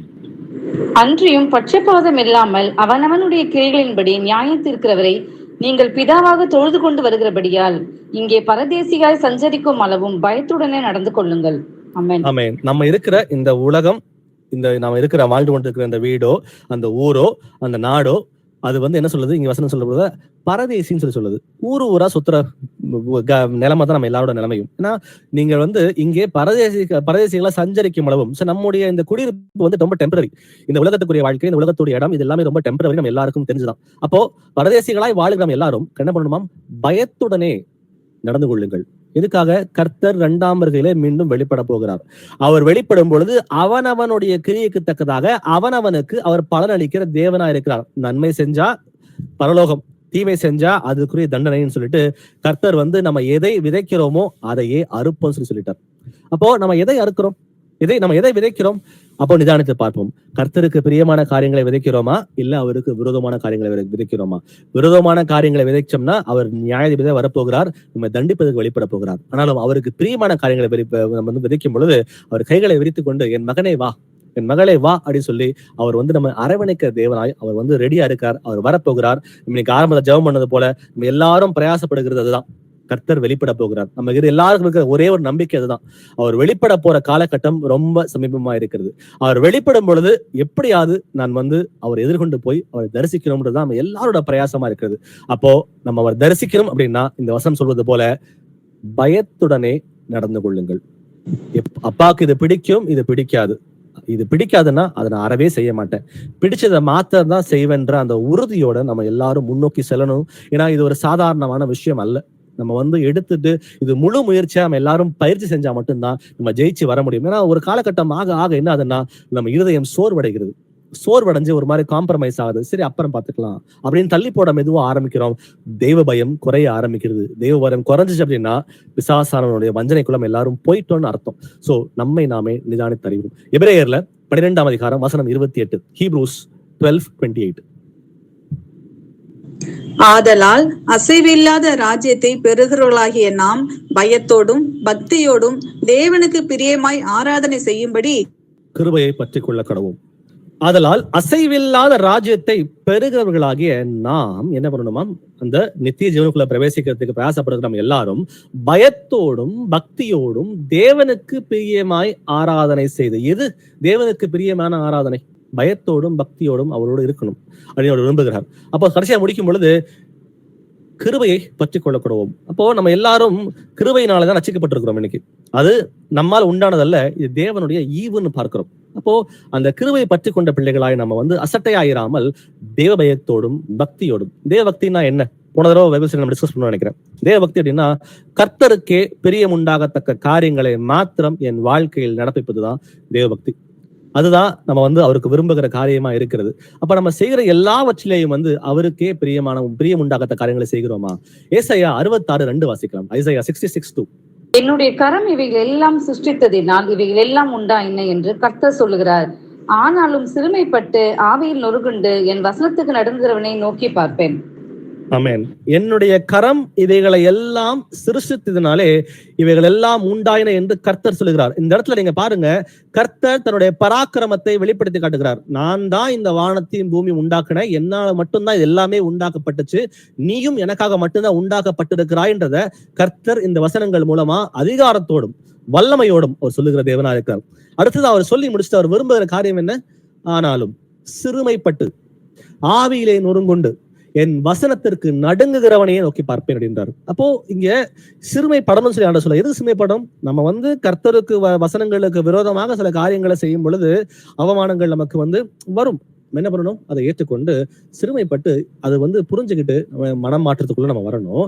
ஆவியிலே நொறுங்குண்டு கர்த்தருக்கு பிரியமில்லாம இந்த காரியத்தை என் வாழ்க்கையில நான் செஞ்சுட்டேன் அப்படின்ற அந்த உணர்வு வரும் பொழுது ஆவியிலே நொறுங்குண்ட பிள்ளைகளாய் கர்த்தருடைய வசனங்களுக்கு மாத்திரம் நான் கீழ்ப்படிவேன், என் ரட்சிப்பு நிறைவே நான் பிரயாசப்படுவேன், எக்காரணத்து கொண்டும் கர்த்தருடைய வசனங்களை விரோதமா நான் ஒண்ணுமே செய்ய மாட்டேன்றத அந்த முடிவோட, அந்த முழு நிச்சயத்தோட நம்ம எல்லாரும் இருக்கணும்னு சொல்லி கர்த்தர் விரும்புகிற தேவனா இருக்கார். திரும்ப வசனத்தை வாசிக்கிறேன். என்னுடைய கரம் இவைகளை எல்லாம் சிருஷ்டித்ததினாலே இவைகள் எல்லாம் உண்டாயின என்று கர்த்தர் சொல்லுகிறார். தன்னுடைய பராக்கிரமத்தை வெளிப்படுத்துகிறார். நாம் இந்த உலகம், வானம், பூமி, அண்ட சராசரமும் நம்ம பிழைத்திருக்கிற நாம் எல்லாரும், மரித்த எல்லாருமே கர்த்தருக்கென்று பிழைத்து உருவாக்கப்பட்டு நம்ம எல்லாரும் இருக்கிறோம். அப்போ அவர் விரும்புகிற காரியம், அவர் சொல்லுகிற காரியம், ஆவியிலே நம்ம சிறுமைப்பட்டு ஆவியிலே நொறுங்குண்டு அவர் வசனத்துக்கு நடுங்குகிறவனே அவர் நோக்கி பார்ப்பேன் அப்படின்னு சொல்லிட்டு சொல்லுகிறார். அப்போ நம்ம ரொம்ப கேர்ஃபுல்லா இருந்து இந்த வசனங்களை உள்வாங்கிக்கிட்டு நம்ம எங்கெல்லாம் இன்னும் பெருமையா இருக்கிறோம், நம்ம கர்த்தர் சொல்லி கொடுத்து கூட நம்ம இன்னும் ஆவியில் நொறுங்கூடாம நம்ம வசனங்களை இருத்த குத்தப்பட்டு கூட நம்ம இன்னும் மனமாற்றம் அடையாம எங்கேயாவது இருக்கிறோமா அப்படின்னு நிதானித்து பார்ப்போம். ஆனா சில டைம் நான் சரியா தானே இருக்கிறேன் அப்படின்னு எண்ணங்கள் நமக்கு வரலாம். அது தவறு. ஏன்னா நம்ம யாரும் இன்னும் பூரணப்படவில்லை. பர்ஃபெக்ஷன் அப்படின்றது ஒரு ப்ராசஸ். பரிசுத்தமாகுதல் அப்படின்றது ஒரு பெரிய ப்ராசஸ். அந்த ப்ராசஸ்க்குள்ள நம்ம எல்லாருமே இருக்கிறோம். கர்த்தராக இயேசு கிறிஸ்து வெளிப்படுகிற அந்த நிமிஷம் வரைக்கும் ஒவ்வொருவரும் நம்ம இங்க கூட்டி நம்ம எல்லாரும், நம்ம சபையில் இருக்கிற எல்லாரும் ஒவ்வொரு நாளும் பரிசுத்தம் உள்ளவர்களாய் மாறிக்கொண்டே வரணும்ன்றதான் கர்த்தர் விரும்புகிறார். நான் பரிசுத்தம் அடைஞ்சிட்டேன்னு சொல்லி நம்ம யாரும் சொல்ல முடியாது. அதுக்குள்ள வந்துட்டோம் அப்படின்னா நமக்குள்ள ஒரு ஆவிக்குரிய பெருமை வந்துருச்சுன்னு அர்த்தம். அந்த ஆவிக்குரிய பெருமை ரொம்ப ரொம்ப டேஞ்சர். அது ரொம்ப ஒரு தின் லைன் தான். அந்த தின் லைன் நம்ம மோசம் போக்கிறோம், நிதானித்து நம்ம எல்லாரும் அறிவோம். அடுத்தது வாசிக்கலாம். எபேசியர்ல 2ஆம் அதிகாரம் வசனம் 8 முதல் 9 வரை. எபிசியன்ஸ் 2:8-9. கிருபையினாலே விசுவாசத்தை கொண்டு ரட்சிக்கப்பட்டீர்கள். இது உங்களால் உண்டானதல்ல, இது தேவனுடைய ஈவு, உண்டானதல்ல. ஆமென். கிருபையினாலே விசுவாசத்தை கொண்டு ரட்சிக்கப்பட்டீர்கள், இது உங்களால் உண்டானது அல்ல, இது தேவனுடைய ஈவு. சோ ஈவு அப்படின்னா என்ன? பிச்சை. நம்ம பாவிகள், நம்ம ஆண்டவரை நீங்க இறங்கி வாங்கன்னு சொல்லி யாரும் கேட்கவே இல்லை. அவர் நம்ம மேல அன்பு கூர்ந்து என் பிள்ளை சரி பிழைக்கட்டும் அப்படின்னு சொல்லிட்டு நம்ம மேல அன்பு கூர்ந்து நமக்கு பிச்சை போட்டிருக்காரு. எது? ரட்சிப்பு அப்படின்ற காரியம். சோ ஆனா சில பேர் நான் சொல்லி கேட்டிருக்கிறேன், நான் ஒழுங்கா இருந்தேன் பிரதர், நான் என் செய்கிற காரியங்கள் எல்லாத்தையும் ஒழுங்கா செஞ்சேன், நான் வேலை ஸ்தலத்திலயும் சரி, நான் எங்க சின்ன பிள்ளையா இருந்தப்பையும் சரி, நான் வளர்ந்தப்பையும் சரி, யாரும் ஏமாத்தினது இல்லை, கெட்ட வார்த்தை பேசினது இல்லை, அதனாலதான் ரட்சிக்கப்பட்டிருக்கிறேன் இன்னைக்கு அப்படின்னு சொல்லி நிறைய பேர் சொல்லி கேட்டிருக்கிறேன். ஆனா அதுக்கும் வசனத்துக்கு எவ்வளவு முரண்பாடு பாருங்க. ஒருவரும் மேன்மை பாராட்டாதபடிக்கு இது கிரையினால் உண்டானது அல்ல, இது முழுக்க இன்னைக்கே கர்த்தருடைய நாமத்தை நீங்களும் நானும் உச்சரிக்கிறோம் அப்படின்னா இது முழுக்க முழுக்க அவருடைய கிருபையா இருக்கிறது. இது மேன்மை பாராட்டாம ஒருவருக்கும் இடம் கிடையவே கிடையாதுன்றதை நம்ம பார்க்கிறோம். சோ இதுல நம்ம புரிஞ்சுக்க வேண்டிய காரியம் கிருபையினாலே விசுவாசத்தை கொண்டு ரட்சிக்கப்பட்டிருக்கும். அப்போ அந்த ரட்சிப்பை காத்துக் கொள்ளுகிற பிள்ளைகளா இருந்து முடிவு பரியந்தம் அதுல நிலைத்திருக்கும் சொல்லி அவர் விரும்புகிறார். வாசிக்கலாம் கலாத்தியர்ல 2ஆம் அதிகாரம் வசனம் 15. கலேஷியன்ஸ் 2:15. புறஜாதியாரில் பிறந்த பாவிகளாய் இராமல் சுபாவத்தின்படி யூதராய் இருக்கிற நாமும் இயேசு கிறிஸ்துவை பற்றும் விசுவாசத்தினாலே அன்றி நியாயப்பிரமாணத்தின் கிரியைகளினாலே மனுஷன் நீதிமானாக்கப்படுவதில்லை என்று அறிந்து நியாயப்பிரமாணத்தின் கிரியைகளினால் அல்ல கிறிஸ்துவை பற்றும் விசுவாசத்தினாலே நீதிமான்களாக்கப்படும்படிக்கு கிறிஸ்து இயேசுவின் மேல் விசுவாசிகளானோம். ஆமென். சோ ஆரம்பத்துல இந்த வசனம் முதல் 3 எழுத்து பாருங்களேன்.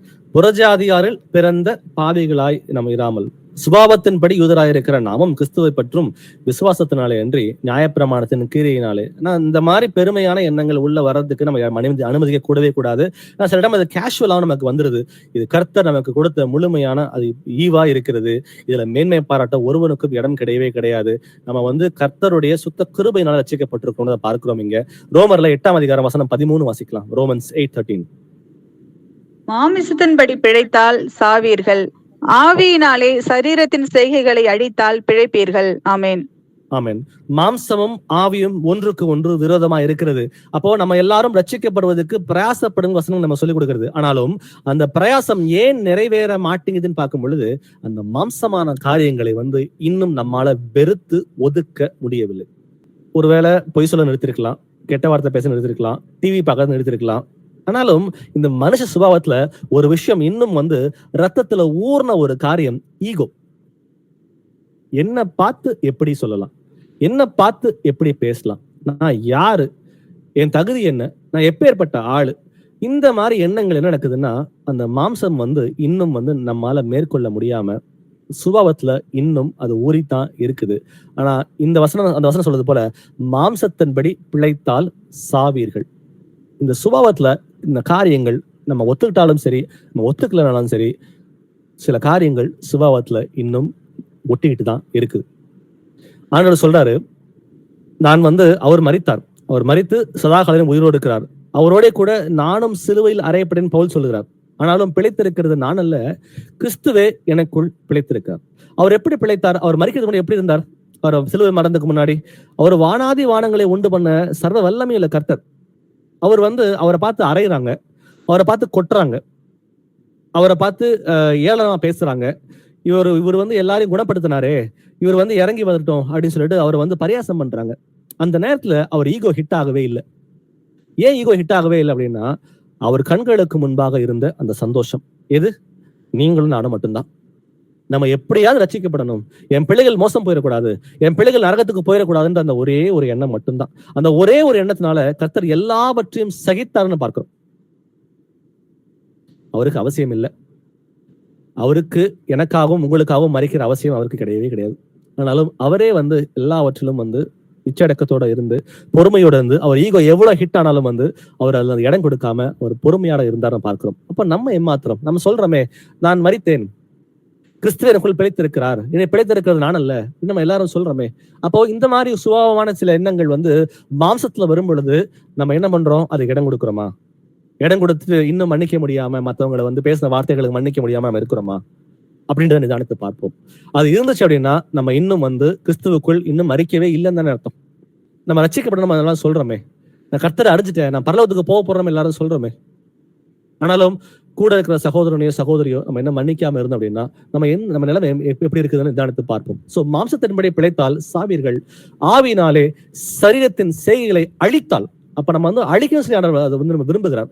அப்போ கர்த்தருக்கு விரோதமான, ஆவிக்கு விரோதமான காரியங்கள் எது இருந்தாலும் அந்த செய்கைகளை அழிக்க சொல்லி கர்த்தர் நம்ம ஒவ்வொருவரையும் அவர் அழைக்கிறார். அது எந்த மாதிரி காரியங்கள், நம்ம சரீரத்தின் காரியங்கள் எது அழிக்கணும் சொல்லி கர்த்தர் விரும்புகிறார் பார்ப்போம். கொலோசியர்ல 3ஆம் அதிகாரம் வசனம் 5. ஆகையால் விபச்சாரம், அசுத்தம், மோகம், துர்வீச்சை, விக்கிரக ஆராதனையான பொருளாசை ஆகிய இவைகளை பூமியில் உண்டு பண்ணுகிற உங்கள் அவயவங்களை அழித்து போடுங்கள். விபச்சாரம், அசுத்தம், மோகம், துர்வீச்சை, விக்கிரக ஆராதனையாக பொருளாசை. அப்ப இந்த மாதிரி காரியங்களை கர்த்தர் அருவருக்கிறார் பார்க்கிறோம். இங்க அவருக்கு அது பிரியமே இல்லாத காரியம். இது ஆவிக்குரிய விஷயங்கள் அல்லவே அல்ல. இது முழுக்க முழுக்க மாம்சமான காரியங்களா இருக்கிறது. அப்போ மாம்சத்தின்படி ரோமர் 8:13 சொல்லுது, மாம்சத்தின்படி பிழைத்தால் சாவீர்கள். அப்போ எது மாம்சமான காரியங்கள்? விபச்சாரம், அசுத்தம், மோகம், துர்ரிச்சை, விக்கிரக ஆராதனையான பொருளாசை. எல்லாவற்றுக்கும் மேல கர்த்தருடைய வசனங்கள் தெரிந்தும் இது கர்த்தருக்கு பிரியமே இல்லைன்ற தெரிஞ்சு கூட அது நான் கீழ்ப்படியாம போகிறேன் பாத்தீங்களா, அது கர்த்தருக்கு அருவருப்பான காரியமா இருக்கிறது. அவர் விரும்புகிறது ஒண்ணு மட்டும்தான், உங்கள் அவயவங்களை அழித்து போடுங்கள் என்றார். ஆவினாலே சரீரத்தின் செய்களை அழித்தால் பிழைப்பீர்கள் சொல்லி ரோமர் 8:13 சொல்லுது. கொலோசியர் 3:5 அதே தான் சொல்லுது நமக்கு, உங்கள் அவயவங்களை அழித்தே போடுங்கள். அப்போ கர்த்தருக்கு பிரியம் இல்லாம மாம்சத்துக்குரிய காரியங்கள் வாழ்க்கையில எது இருந்தாலும் அது எனக்கு தேவையில்லை, அதை நீங்க அழித்து போடுங்கள் சொல்லி கர்த்தர் நமக்கு சொல்லுகிற தேவனா இருக்கார். வாசிக்கலாம் 1 கொரிந்தியர்ல 9ஆம் அதிகாரம் வசனம் 27. 1 Corinthians 9:27. மற்றவர்களுக்கு பிரசங்கம் பண்ணுகிற நான் தானே ஆகாதவனாய் போகாதபடிக்கு என் சரீரத்தை ஒடுக்கி கீழ்ப்படுத்துகிறேன். ஆமேன். எவ்வளவு பேருக்கு நம்ம பிரயாசப்படுகிறோம். நம்ம எங்கெல்லாம் ஆப்பர்ச்சுனிட்டி கிடைக்குதோ, வாய்ப்பு கிடைக்கிற எல்லா இடத்தையும் கர்த்தருடைய நாமத்தை அங்க சொல்லிடணும் அப்படின்னு பிரயாசப்படுகிற பிள்ளைகள் தான் நீங்களும் நானும். ஆனாலும் வசனம் சொல்லுது போல, மற்றவர்களுக்கு பிரசங்கம் பண்ணுகிற நான் தானே ஆகாதவனாய் போகாதபடி. அப்ப ஆகாதவனாய் போகிறது வாய்ப்பு இருக்கான்னு பார்த்தா வாய்ப்பு இருக்கு. ரொம்ப தெளிவா இந்த வசனம் நமக்கு சொல்லுகிறது. வசனங்கள் எல்லாம் தெரிந்தும் கூட நம்ம கீழ்ப்படியாம போகும் பொழுது அதுல பிரயோஜனமே இல்லையே, வசனத்தை அறிஞ்சல பிரயோஜனமே இல்லையே. அப்ப நம்ம வாழ்க்கை எங்க போய் சேருது? வாழ்க்கையோட எண்ட் டெஸ்டினேஷன் என்ன? நம்ம பரலோகம் போகணும், அதான் டெஸ்டினேஷனா இருக்கிறது. அப்போ மத்தவங்களுக்கு பிரசங்கம் பண்றேன், ஆனா நான் மட்டும் கீழ்ப்படிய மாட்டேன் அப்படின்னா என்ன? அதுல என்ன பிரயோஜனம் இருக்குது? ஒரு பிரயோஜனமும் இல்லையே. அப்போ ரொம்ப கிளியரா கர்த்தர் விரும்புகிறது வசனத்தை அறிஞ்சுக்கிட்டு அவருக்கே பிரியம் உண்டாகத்தக்க காரியங்களை பயத்தோடும் நடுக்கத்தோடும் நம்ம செயல்படுத்தணும்னு சொல்லி அவர் விரும்புகிற தேவன். அடுத்து வாசிக்கலாம் 1 Peter 2:10-11. 1 பேதுரு 2:10-11. முன்னே நீங்கள் தேவனுடைய ஜனங்களாய் இருக்கவில்லை, இப்பொழுதோ அவருடைய ஜனங்களாய் இருக்கிறீர்கள். முன்னே நீங்கள் இரக்கம் பெறாதவர்களாய் இருந்தீர்கள், இப்பொழுதோ இரக்கம் பெற்றவர்களாய் இருக்கிறீர்கள். பிரியமானவர்களே, அந்நியர்களும் பரதேசிகளுமாய் இருக்கிற நீங்கள் ஆத்துமாவுக்கு விரோதமாய் போர் செய்கிற மாம்ச இச்சைகளை விட்டு விலகி. ஆரம்பத்துல பாருங்க, முன்னே நீங்கள் தேவனுடைய ஜனங்களா இருக்கவில்லை. நான் ஆல்ரெடி சொன்ன பாத்தீங்களா, விசுவாவுடைய காணியாட்சிக்கு புறம்பானவர்கள், வாக்குத்தத்த உடன்படிக்கை அந்நியர்கள், நியாயப்பிரமாணம் இல்ல, தேவன் இல்ல, நம்பிக்கை இல்ல, நரகத்துக்காகவே நியமிக்கப்பட்ட ஜனம் தான் நீங்களும் நானும். அவர் சொல்றாரு, முன்னே நீங்கள் என் ஜனமா இருக்கவில்லை, இப்பொழுதோ அவருடைய ஜனங்களா இருக்கிறீர்கள். அவர் நாமத்தின் மேல் விசுவாசம் வைக்கிற எல்லாரும் அவர் பிள்ளைகள் சொல்லி ஆண்டு சொல்லுகிறார். சோ முன்னே நீங்கள் இரக்கம் பெறாதவராக இருந்தீர்கள். இன்னைக்கு அவருடைய இரக்கத்தினால், அவர் கிருபையினால் நம்ம ரட்சிக்கப்பட்டிருக்கிறோம் எல்லாருமே. அதனால அவர் விரும்புகிற காரியம், பிரியமானவர்களே, அந்நியரும் பரதேசிகளுமாய் இருக்கிற நீங்கள் ஆத்துமாவுக்கு விரோதமாய் போர் செய்கிற மாம்ச இச்சைகளை விட்டு விலகி அப்படின்றார். அப்போ கர்த்தருக்கு விரோதமாக, ஏன்னா மாம்சமும் ஆவியும் ஒன்றோடு ஒன்று எப்பயும் உரசிக்கிட்டே இருக்கு. ஆத்மா செய்யறது, ஆவி செய்யறது, மாம்சத்துக்கு பிடிக்கல, மாம்சமான காரியங்கள் ஆவிக்கு பிடிக்கல, ஒவ்வொன்றும் உரசிக்கிட்டே இருக்கு. அப்ப நம்ம எல்லாரும் நிதானத்தை பார்த்து கர்த்தருக்கு எது பிரியமில்லைன்னு டிசைன் பண்ணி அது எல்லாவற்றையும் மேற்கொண்டு வரணும். அதை விட்டு விலக சொல்லி கர்த்தர் நம்மை அழைக்கிற தேவனா இருக்கிறார். கர்த்தருடைய பிரசனம் நம்முடைய கூட பரிபூர்ணமா இருக்கிறது. ஏன்னா நம்ம கொடுக்கப்பட்ட பெரிய வாக்குத்தத்தம் அதுதான். நான் போவேன், ஆனா திரும்பி வருவோம் கிட்ட சொல்லுகிறார். முடிவு பரியந்தம் கூட இருக்குன்னு சொல்லி நமக்கு சொல்லுகிறார். வாசிக்கலாம், மத்தேயுல 6ஆம் அதிகாரம் வசனம் 1. Matthew 6:1. மனுஷர் காண வேண்டும் என்று அவர்களுக்கு முன்பாக உங்கள் தர்மத்தை செய்யாதபடிக்கு எச்சரிக்கையா இருங்கள். செய்தால் பரலோகத்தில் இருக்கிற உங்கள் பிதாவின் இடத்தில் உங்களுக்கு பலன் இல்லை. ஆமென். நம்ம யாரையும் இம்ப்ரெஸ் பண்றதுக்கு நம்ம எதுவும் செய்ய தேவையே இல்லை. அது உலகம். அந்த உலகம் வேண்டாண்டு தான் நம்ம எல்லாரும் கர்த்தருக்குள்ள ஐக்கியமா இருக்கிறோம். அந்த ஒரே சரீரம், கர்த்தருடைய சரீரம் முன்னே ஒண்ணு. அந்த சரீரத்துல நம்ம எல்லாரும் அவயவங்களா இருக்கிறோம். நீங்க கண்ணுன்னா ஒருத்தர் நான் காலு, நீங்க மூக்குன்னா நான் கை, நீங்க வாயினா நான் காது. இந்த மாதிரி ஒவ்வொருவரும் ஒவ்வொரு கர்த்தருடைய சரீரத்துல அவயவங்களா இருக்கிறோம். ஒருத்தரை ஒருத்தர் இம்ப்ரெஸ் பண்ணணும் அவசியமே நமக்கு கிடையாது. ஏன்னா மனுஷருக்காக எதையுமே செய்ய தேவையே இல்லை. கர்த்தரை பிரியப்படுத்தக்கூடிய காரியம் நம்ம எல்லாரும் பார்க்க வேணும்னு சொல்லி கர்த்தர் விரும்புகிறார். ஏன்னா இந்த வசனம் வாசிக்கிறேன், மனுஷர் காண வேண்டும் என்று அவர்களுக்கு முன்பாக உங்கள் தர்மத்தை செய்யாதபடிக்கு எச்சரிக்கையாயிருங்கள். செய்தால் பரலோகத்தில் இருக்கிற உங்கள் பிதாவினிடத்தில் உங்களுக்கு பலன் இல்லை. யாரோ ஒரு சகோதரன் பாக்குறாரு, யாரோ ஒரு சகோதரி பாக்குறாங்க, அவங்க கிட்ட நல்ல பேர் வாங்கணுன்றது நமக்கு முக்கியமே இல்லை. ஏன்னா சில டைம் நம்ம அதை செய்யறதுக்கு துணிஞ்சு நம்ம செய்யறோம். ஆனா கர்த்தருக்கு முன்பாக, மனுஷருக்கு முன்பாக அவரை பிரியப்படுத்துற கர்த்தருக்கு முன்பாக அருவருப்பா இருக்குதுன்றது நமக்கு சொல்லுகிறார். சோ எதை செய்தாலும் கர்த்தருக்கு பிரியம் உண்டாக செய்யணும். ஏன்னா அவருடைய பிரசனம் நம்மளோட கூட பரிபூரணமா இருக்கிறது. வாசிக்கலாம், மத்தேயு 28:20. Matthew 28:20. நான் உங்களுக்கு கட்டளையிட்ட யாவையும் அவர்கள் கை கொள்ளும்படி அவர்களுக்கு உபதேசம் பண்ணுங்கள். இதோ உலகத்தின் முடிவு பரியந்தம் சகல நாட்களிலும் நான் உங்களுடனே கூட இருக்கிறேன் என்றார். ஆமென். உலகத்தின் முடிவு பரியந்தம் சகல நாட்களில் நான் உங்களுடைய கூட இருக்கிறேன். சோ இதுதான் நமக்கு கொடுக்கப்பட்ட அந்த கான்பிடன்ஸ். ஏன்னா பரிசுத்த ஆவியானவர் இல்லாம நம்மளால ஒண்ணுமே செய்ய முடியாது. அவர் தான் பாவத்தை குறித்தும் நீதியை குறித்தும் நியாய தீர்ப்பை குறித்தும் கண்டித்து உணர்த்துகிற தேவனா இருக்கிறார். அவருடைய பிரசன்னம் நம்ம கிட்ட பரிபூர்ணமா இருக்கிறது. அவர் சகல நாட்களிலும் உங்களுடைய கூட இருக்குன்னு சொல்லி சொல்லுகிறார். நம்ம அவரை பிரியப்படுத்தக்கூடிய காரியங்களை மாத்திரம் நம்ம செய்யணும். சங்கீதம் 139:7-8. Psalms 139:7-8. உம்முடைய ஆவிக்கு மறைவாக எங்கே போவேன்? உம்முடைய சமூகத்தை விட்டு எங்கே ஓடுவேன்? நான் வானத்திற்கு ஏறினாலும் நீர் அங்கே இருக்கிறீர். நான் பாதாளத்தில் படுக்கை போட்டாலும் நீர் அங்கேயும் இருக்கிறீர். ஆமென். ஆமென். உம்முடைய ஆவிக்கு மறைவாக நான் எங்கே போவேன்? கர்த்தருடைய கண்களுக்கு முன்பாக எல்லாம் நிர்வாணமா இருக்கிறது.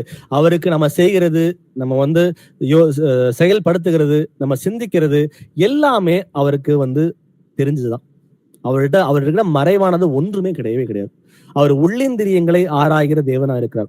அதனால நம்ம எதையுமே அவர்கிட்ட மறைக்கவே முடியாது. அவர் சொல்றாரு, முழு இருதயத்தோடும், முழு ஆத்மாவோடும், முழு மனதோடும், முழு வலிமையோடும் என் மீது அன்பு கூறுவாயாக அப்படின்னு சொல்றாரு. அப்போ நம்ம இருக்கிற எல்லாவற்றையும் கொண்டு அவரிடம் பரிபூர்ணமாய் அன்பு செய்யணும்னு சொல்லி கர்த்தர் விரும்புகிற தேவன் தான். பார்ஷலா அவரிடம் அன்பு கூறுகிற அன்பு அது இல்லை. ஏன்னா ஒரு காலகட்டத்துல நம்ம எல்லாரும் அப்படிதான் இருந்தோம். தேவனை 3 வெவ்வேறு நபர்கள் நம்ம நினைச்சுட்டு இருந்தோம். பிதாவுக்கு ஒரு ஸ்தோத்திரம் ஆரம்பிக்கும் பொழுது, ஐயோ இயேசு கோச்சுக்கு வரேன்னு சொல்லிட்டு அவருக்கு ஒரு ஸ்தோத்திரம், ஐயோ பரிசுத்தாவி என்னோட இருக்கிறாரு அதனால அவருக்கு ஒரு ஸ்தோத்திரம் சொல்லிட்டு நம்ம வாழ்க்கை ஒரு குழப்பத்திலும், நம்ம ஜெபம் ஒரு குழப்பமான ஜெபமாவே வாழ்க்கை பூரா இருந்துச்சு. அதனால இன்னைக்கு நமக்கு தெளிவு கிடைச்சிருக்கு. தேவன் ஒருவர் தான். நான் பிதாவுக்கு மகிமை கொடுத்தாலும் அது இயேசுவுக்கு போய் சேருது, நான் இயேசுவுக்கு மகிமை கொடுத்தாலும் அது பரிசுத்தாவிக்கு போய் சேருது, அந்த பரிசுத்தாவிக்கு மகிமை கொடுத்தாலும் அது பிதாவுக்கு போய் சேருதுன்னு சொல்லிட்டு நம்ம எல்லாரும் அறிந்த பிள்ளைகளா இருக்கும். அப்போ அந்த மகிமை அவருக்கு பரிபூர்ணமாய் கிடைக்கிறத நம்ம பார்க்கிறோம் இங்க. சோ அவர் கண்களுக்கு முன்பாக எதுவுமே மறைவா இல்லை. எல்லாமே முழுமையாக அது வந்து அவருக்கு எல்லாரும் தெரிஞ்ச காரியமா இருக்கிறது. அவர் விரும்புகிறது வந்து அவருடைய பிரசனம், அவருக்கு பிரியம் உண்டாகத்தக்க காரியங்களை மாத்திரம் எல்லாரும் செய்யணும் விரும்புகிறார். ஏசாயா 41:10 வாசிக்கலாம். ஐசாயா 41:10. நீ பயப்படாதே, நான் உன்னுடனே இருக்கிறேன். திகையாதே, நான் உன் தேவன். நான் உன்னை பலப்படுத்தி உனக்கு சகாயம் பண்ணுவேன். என் நீதியின் வலதுகரத்தினால் உன்னை தாங்குவேன். ஆமென். நமக்கு கிடைக்கிற ஒரு பெரிய ஒரு ஆசீர்வாதமான ஒரு காரியம் என்னன்னா, அவர் சொல்றாரு, நீ பயப்படாதப்பா, நான் உன் கூட தான் இருக்கிறேன், நீ திகையாத, நான் உன் தேவனா இருக்கிறேன், உன்னை பலப்படுத்துறேன், உனக்கு சகாயம் பண்றேன், என் நீதியின் உலகத்தை உன்னை தாங்குவேன்னு சொல்லிட்டு நம்ம கொடுக்கப்பட்ட வாக்குத்தத்தம் தானே இது. இது ஒவ்வொரு நம்ம சுதந்திரிக்கிற பிள்ளைகள் தானே இருக்கிறோம். அப்போ நம்ம எதை குறித்து பயப்பட தேவையில்லை. கர்த்தருடைய பிரசன்னம் நம்ம கூட பரிபூர்ணமாய் இருக்கிறது அப்படின்னு பார்க்கிறோம். வாசிக்கலாம் எபிரேயர்ல 6:10. ஏனென்றால் உங்கள் கிரியையையும் நீங்கள் பரிசுத்தவான்களுக்கு ஊழியம் செய்ததினாலும் செய்து வருகிறதினாலும் தமது நாமத்திற்காக காண்பித்த அன்புள்ள பிரயாசத்தையும் மறந்து விடுவதற்கு தேவன் அநீதி உள்ளவர் அல்லவே. ஆமேன். ஆமேன். உங்கள் கிரியைகளையும் நீங்கள் பரிசுத்தவான்களுக்கு ஊழியம் செய்கிறதினாலும் செய்து வருகிறதினாலும் நமது நாமத்திற்காக காண்பித்த அன்புள்ள பிரயாசத்தையும் மறந்து விடுகிறதுக்கு தேவன் அநீதி உள்ளவர் அல்ல. அவர் சொன்னா அது சொன்னதுதான். அவர் சொல்றாரு, உன்னுடைய பலன் என்னுடைய கூட வருகிறது அப்படின்றாரு. அப்போ நம்ம அவருக்காக பிரயாசப்பட்டு அவருக்கு பிரியம் உண்டாகத்தக்க காரியங்களை மாத்திரம் நம்ம நடப்பிக்கும் பொழுது கர்த்தர் நமக்கு நீதியான காரியங்களை வந்து அவர் செய்கிறதுக்கு அவர் ரெடியா இருக்கிறார். இன்னைக்கு நம்ம பண்ண வேண்டியது நம்மை நாமே நிதானித்து தருகிற வேலை இது. நான் பயத்தோடும் நடுக்கத்தோடும் நான் வந்து என் ரட்சிப்பு நிறைவேற நான் பிரயாசப்படுகிறேனா, என் சால்வேஷனை நான் ஒர்க் அவுட் பண்றேனா, இல்ல நான் ரட்சிக்கப்பட்டுட்டேன், ஒரு மாதிரி ஸ்டாக்னன்ட் ஆயிட்டேன், எனக்கு வந்து எல்லாம் தெரிஞ்சு போச்சு, நான் மனம் மாற வேண்டிய காரியங்கள் ஒன்றும் இல்லைன்னு சொல்லி என்னை நானே வஞ்சித்து கொண்டிருக்கிறேன் நிதானித்து பார்ப்போம். வாசிக்கலாம் 2 கொரிந்தியர்ல 13:5. 2 Corinthians 13:5. விசுவாசம் உள்ளவர்களோ வென்று உங்களை நீங்களே சோதித்து அறியுங்கள், உங்களை நீங்களே பரீட்சித்து பாருங்கள், இயேசு கிறிஸ்து உங்களுக்குள் இருக்கிறார் என்று உங்களை நீங்களே அறியீர்களா? நீங்கள் பரீட்சைக்கு நில்லாதவர்களா இருந்தால் அறியீர்கள். நீங்கள் விசுவாசம் உள்ளவர்களோ என்று உங்களை நீங்களே சோதித்து அறியுங்கள். ஏன்னா அதுதான் ரொம்ப நல்லது. நமக்கு வேற யாரும் நம்ம டெஸ்ட் பண்ணிட்டு நீங்க தப்புன்னு சொல்லி சொல்றதை விட நீங்க சரியா இருக்கிறீங்களான்றத நீங்க நிதானித்து பாக்குறது, நான் நிதானித்து பாக்குறது நம்முடைய ஆத்மாவுக்கு வந்து ரொம்ப நல்லதா இருக்கும். சோ உங்களை நீங்களே சோதித்து அறியுங்கள், உங்களை நீங்களே பரிசித்து பாருங்கள். சோ டெஸ்ட் பண்ணி பாருங்க, சரியாதான் இருக்கிறீங்களா இல்லையா, நான் பயத்தோட இருக்கிறேனா, நடுக்கத்தோட இருக்கிறேனா, என் ரட்சிப்பு நான் பிரயாசப்பட்டு இருக்கிறேனா, இல்ல இந்த உலகத்தோட இன்னும் சேர்ந்து வாழ்ந்துகிட்டு ஏசப்பா வருவாரு, வரும்போது என்னை காப்பாத்துவாரு, ஏன்னா அவரோட பிள்ளையா இருக்கிறேன், வீட்டு சபையில் ஐக்கியத்துல இருக்கிறேன், எனக்கு வசனங்கள் எல்லாம் தெரியும், பரம ரகசியங்கள் எல்லாம் எனக்கு தெரிஞ்சு போச்சு, ஆனாலும் வந்து எனக்கு கர்த்தர் கண்டிப்பா நான் கூட்டிட்டு போவாருன்னு சொல்லிட்டு நினைக்கிறது ஒரு மாதிரி லெத்தார்ஜிக்கா நம்ம இருக்கிறோமா நினைத்து பார்ப்போம். புலம்பல்ல 3:40 வாசிக்கலாம். Lamentation 3:40. நாம் நம்முடைய வழிகளை சோதித்து ஆராய்ந்து கர்த்தரிடத்தில் திரும்ப கடவோம். ஆமேன். நம்முடைய வழிகளை சோதித்து ஆராய்ந்து, அப்போ நமக்கு ஒரு வழி இருக்குது, அந்த வழிகள் என்ன பண்ணணுமா, நம்ம சோதித்து எப்படி அதை ஆராய்ந்து திரும்ப ஒருவேளை கர்த்தருக்கு வேதனை உண்டாக்கத்தக்க காரியங்களை நீங்க வந்து தெரிஞ்சுக்கிட்டீங்க அப்படின்னா நம்ம அடுத்தது பண்ண வேண்டிய காரியம் என்ன, திரும்ப கடவோம், நீங்கள் மனம் திரும்புங்கள் அப்படி ஆண்டவர் சொல்ற பாத்தீங்கல்ல. அவர் மீண்டும் மீண்டும் செய்கிற காரியம் வந்துதான். நீ பாவியா இருக்கிறது ஓகே, ஏன்னா நான் பாவத்தை ரட்சிக்கத்தான் நான் வெளிப்பட்டேன்னு சொல்லுகிறார். நம்ம எல்லாரும் பாவிகள் தான், ஆனாலும் அந்த பாவம் அந்த அப்படின்ற உணர்வு நமக்கு என்னைக்கு வருகிறதோ அன்னைக்கு அவர் சொல்றாரு, நீங்கள் மனம் திரும்புங்கள், மனம் திரும்பி நீங்க குணப்படுங்கள் சொல்லி நம்ம ஒவ்வொருவரும் அழைக்கிற தேவன் தான். குற்ற உணர்ச்சிக்குள்ள நம்ம யாரும் போகிறதுக்கு கர்த்தர் விருப்பமே இல்லை. ஏன்னா குற்ற உணர்ச்சியை வந்து தூண்டுகிறவன் வந்து பிசாசானவனா இருக்கிறான். ஆனால் கர்த்தர் நமக்கு விடுதலை கொடுக்கிற தேவனா இருக்கார். அப்போ நம்முடைய வழிகளை ஆராய்ந்து பார்த்து எங்கெல்லாம் கர்த்தருக்கு வேதனை உண்டாக்கத்தக்க காரியங்கள் வாழ்க்கையில் இருக்குதோ அது நமக்கு புரிஞ்சிருச்சு அப்படின்னா உடனே அவர் விரும்புகிற காரியம் அவரிடத்தில் திரும்ப கடவும். சங்கீதம் 26:2 வாசிக்கலாம். Psalms 26:2. கர்த்தாவே, என்னை பரீட்சித்து என்னை சோதித்து பாரும், என் உள்ளின் திரியங்களையும் என் இருதயத்தையும் புடமிட்டு பாரும். ஆமென். எனக்கு அந்த ஞானம் இல்லை. பர்சனலா எனக்கு சொன்னீங்கன்னா எனக்கு அந்த ஞானம் கிடையாது. ஆண்டவரே, நான் எங்கெல்லாம் வந்து விழுந்து போயிருக்கிறேன் எனக்கு தெரியல, என்ன நிதானிக்க தெரியல ஆண்டவரே, எனக்கு நீங்க சொல்லிக் கொடுங்க ஆண்டவரே கேட்கிற ஒவ்வொரு நாளும் நான் கேட்கிறேன் ஆண்டவர்கிட்ட. அப்பா, எங்கெல்லாம் உங்களுக்கு வேதனை உண்டாக்குன்னு எனக்கு சொல்லிக் கொடுங்க, எனக்கு வந்து இன்னும் டிசைன் பண்ண தெரியல, எங்கெல்லாம் வந்து உங்களுக்கு பிரியமில்ல நடக்கிற சொல்லிக் கொடுங்கன்னு சொல்லி கேட்கிற பிள்ளைகளா நம்ம எல்லாரும் மாறணும். அப்பதான் கர்த்தர் நமக்கு அது வெளிப்படுத்தி காட்டுவார். ஏன்னா கேட்கிறவன் பெற்றுக்கொள்ளுதான் வசனங்களை வாசிக்கிறோம். அப்போ நம்முடைய வசனம் சொல்வது போல, கர்த்தாவே என்னை பரிசித்து என்னை சோதித்து பாரும், என் உள்ளிந்திரியங்களை என் இருதயத்தையும் புடமிட்டு பாரும். அப்ப புடமிட்டு பார்க்கும் பொழுது அவர் எனக்கு வெளிப்படுத்தி அவர் காட்டுகிறார். காட்டும் பொழுது என்னது, உடனே அவர் விரும்ப காரியம் கீழ்ப்படுதல் மட்டும்தான். இல்ல நான் சரியா இருக்கிறேன், நான் மாறதுக்கு ஒண்ணும் இல்லைன்னு நினைக்கிறோமோ நம்முடைய வாழ்க்கை வந்து தடுமாறிக்கிட்டு இருக்குது. கலாத்தியர் 6:4 வசனம் 4 வாசிக்கலாம். Galatians 6:4. அவனவன் தன் தன் சுய கிரியை சோதித்து பார்க்க கடவன். அப்பொழுது மற்றவனை பார்க்கும் போதல்ல, தன்னையே பார்க்கும் பொழுது மேன்மை பாராட்ட அவனுக்கு இடம் உண்டாகும். ஆமென். நான் இவரை விட பெட்டரா இருக்கேன், நான் இங்க இருக்கிற எல்லாரோட பெட்டரா இருக்கேன் அப்படின்னு நினைக்கிறது வந்து அது வஞ்சனை. ஆண்டவர் சொல்றார், தன் தன் சுய கிரியை சோதித்து பார்க்க கடவன். ரொம்ப கிளியரா சொல்றாரு, நான் இவரோட பெட்டரா இருக்கேன், நான் அவரோட பெட்டரா இருக்கேன், நான் இவங்களோட பெட்டரா இருக்கேன்னு சொல்லிட்டு மத்தவங்களை கம்பேர் பண்ணி பார்க்கவே பார்க்காதீங்க. அது மோசம் போக்குகிற காரியமா இருக்குது. எங்க வீட்டுல என் பிள்ளைகிட்ட சொல்லுவேன், இங்க பாருப்பா, இவங்களோட பெட்டரா இருக்குன்னு நினைக்கவே நினைக்காத. ஏன்னா அவங்களோட ஸ்டாண்டர்ட் அதுதான். ஆனா கர்த்தர் உன்கிட்ட விரும்புற ஸ்டாண்டர்ட் வந்து அதை விட அதிகமா இருக்கிறது. அதனால வந்து உன்னுடைய பெஞ்ச் மார்க் வந்து ஏசப்பா தான். அப்ப அவர் என்ன விரும்புகிறாரோ அதை மாத்திரம் செய். அதான் அவர் சொல்றது போல, தன் தன் சுய கிரியை சோதித்து பார்க்க கடவன். அப்பொழுது மற்றவனை பார்க்கும் போதல்ல, தன்னையே பார்க்கும் பொழுது மேன்மை பாராட்ட அவனுக்கு இடம் உண்டாகும். அப்போ நம்மை நாமே சோதித்தறிந்து, என் வாழ்க்கை முன்னாடி வந்து ரொம்ப மோசமா இருந்துச்சு, நிதானித்து பார்த்தேன், நான் மனம் மாறி வந்துட்டேன், இன்னைக்கு ஒரு 6 மாசம் ஆயிடுச்சு, நான் முன்ன மாதிரி இல்ல அப்படின்னு சொல்லி நம்மை நாமே வந்து தோல் தட்டி நம்மை நாமே வந்து மேன்மை பாராட்ட இடம் உண்டு பார்க்கிறோம். இப்ப அடுத்ததா கடைசியா ஒரு 2-3 வசனங்கள் நம்ம முடிச்சிடலாம் இதை.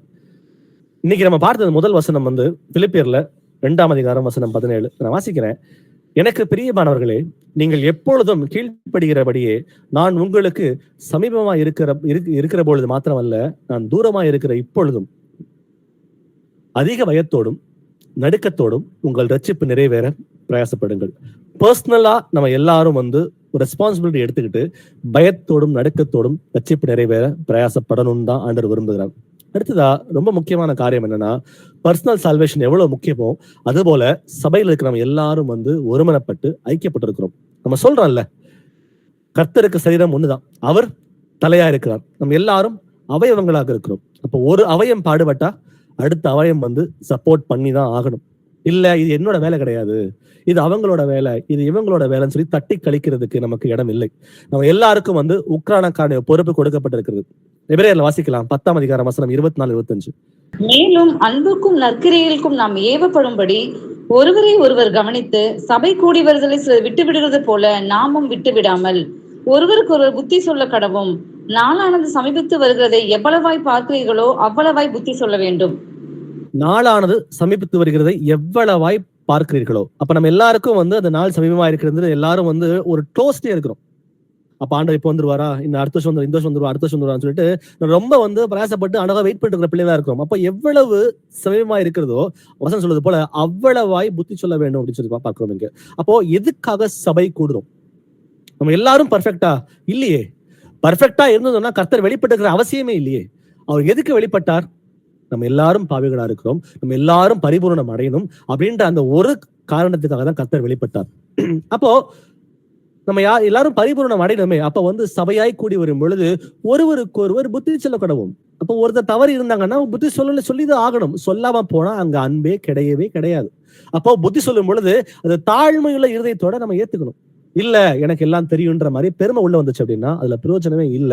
நம்மால ஆவிக்குரிய முறையில வளரவே முடியாது, நமக்கு யாரும் புத்தி சொல்லவும் முடியாது. நமக்கு யாரும் புத்தி சொல்ற இருதயம் நமக்கு புத்தி சொல்ல முடியாம போச்சு அப்படின்னா, அந்த ஸ்பேஸ் நம்ம யாரும் கொடுக்காம போயிட்டோம் அப்படின்னா கண்டிப்பா நம்ம வஞ்சனைக்குள்ள பரிபூர்ணமாக இருப்போம். நம்ம நிதானித்து அறிவோம். சபை கூடுதல் அப்படின்றது ரொம்ப ரொம்ப அவசியமா இருக்கிறது. ஆன்லைன்ல கால்ஸ் கேட்கறீங்க, ரொம்ப நல்லது. ஆனாலும் சபையாய் நாம் எல்லாரும் கூடி வரணும். உங்களுக்கு ஆப்பர்ச்சுனிட்டி கிடைச்சதுன்னா வாரம் கலந்துக்குங்க, இல்ல 2 வாரம் ஒரு கலந்துக்குங்க, இல்ல 3 வாரத்துக்கு ஒரு, இல்லைன்னா அட்லீஸ்ட் ஒரு மாசத்துக்கு ஒரு முறையாவது. ஏன்னா ஒரே ஊர்ல இருக்கும் பொழுது நம்ம கலந்துக்கலாம். இன்கேஸ் நீங்க வெளியூர்ல இருக்கீங்கன்னா பிரயாசப்பட்டு ஏதோ ஒரு வாய்ப்பு கிடைக்கும் பொழுது ஒரு முறையாவது நீங்க வந்து சபையாய் நீங்க வந்து கூடி வரத்துக்கு ஒரு பிரயாசப்படுங்க. ஏன்னா இந்த சபை கூடுதல் அப்படின்றது கர்த்தர் நமக்கு கொடுத்திருக்கிற ஒரு பெரிய வரம். அன்பை வெளிப்படுத்திக் கொள்வதற்கு, ஒருவரை ஒருவர் புத்தி சொல்வதற்கு கர்த்தர் நமக்கு செய்து கொடுத்த காரியமா இருக்கிறது. அதை நம்ம யாரும் விட்டு விடாமல் வந்து இருக்கணும். 1 தெசலோனிக்கேயர் 5ஆம் அதிகாரம் வசனம் 11 வாசிக்கலாம். 1 Thessalonians 5:11. ஆகையால் நீங்கள் செய்து வருகிறபடியே ஒருவரை ஒருவர் தேற்றி ஒருவருக்கொருவர் பக்தி விருத்தி உண்டாகும்படி செய்யுங்கள். ஆமென். ஆமென். நீங்கள் செய்து வருகிறபடியே எல்லாரையும் நம்ம தேற்றணும். ஏன்னா எல்லாரும் பரிபூரணம் அடையலையே. இதான் இப்போ ஒரு விஷயம் நம்ம புரிஞ்சுக்கணும். அவனவனுடைய கிரியைக்கு தக்கதாக, அவனுடைய பலனுக்கு தக்கதாக கர்த்தர் வந்து வரங்களை பகிர்ந்து கொடுக்க சொல்றாரு. அப்ப உங்களுக்கு ஒரு வரம் இருக்கலாம், எனக்கு ஒரு வரம் இருக்கலாம். அப்ப நம்ம எல்லாரும் என்னவா இருக்கிறோம்? அவயவங்களா இருக்கிறோம். உங்களுக்கு இருக்கிற வரம் எனக்கு இல்ல, எனக்கு இருக்கிற வரம் உங்களுக்கு இல்ல. அப்ப உங்களுக்கு என்ன கொடுக்கப்பட்டிருக்கோ அதை என்ன பண்ணணுமா? சபையோட பக்தி விருத்திக்காக பயன்படுத்த சொல்லி கர்த்தர் வந்து சொல்லிக் கொடுக்கிறார்.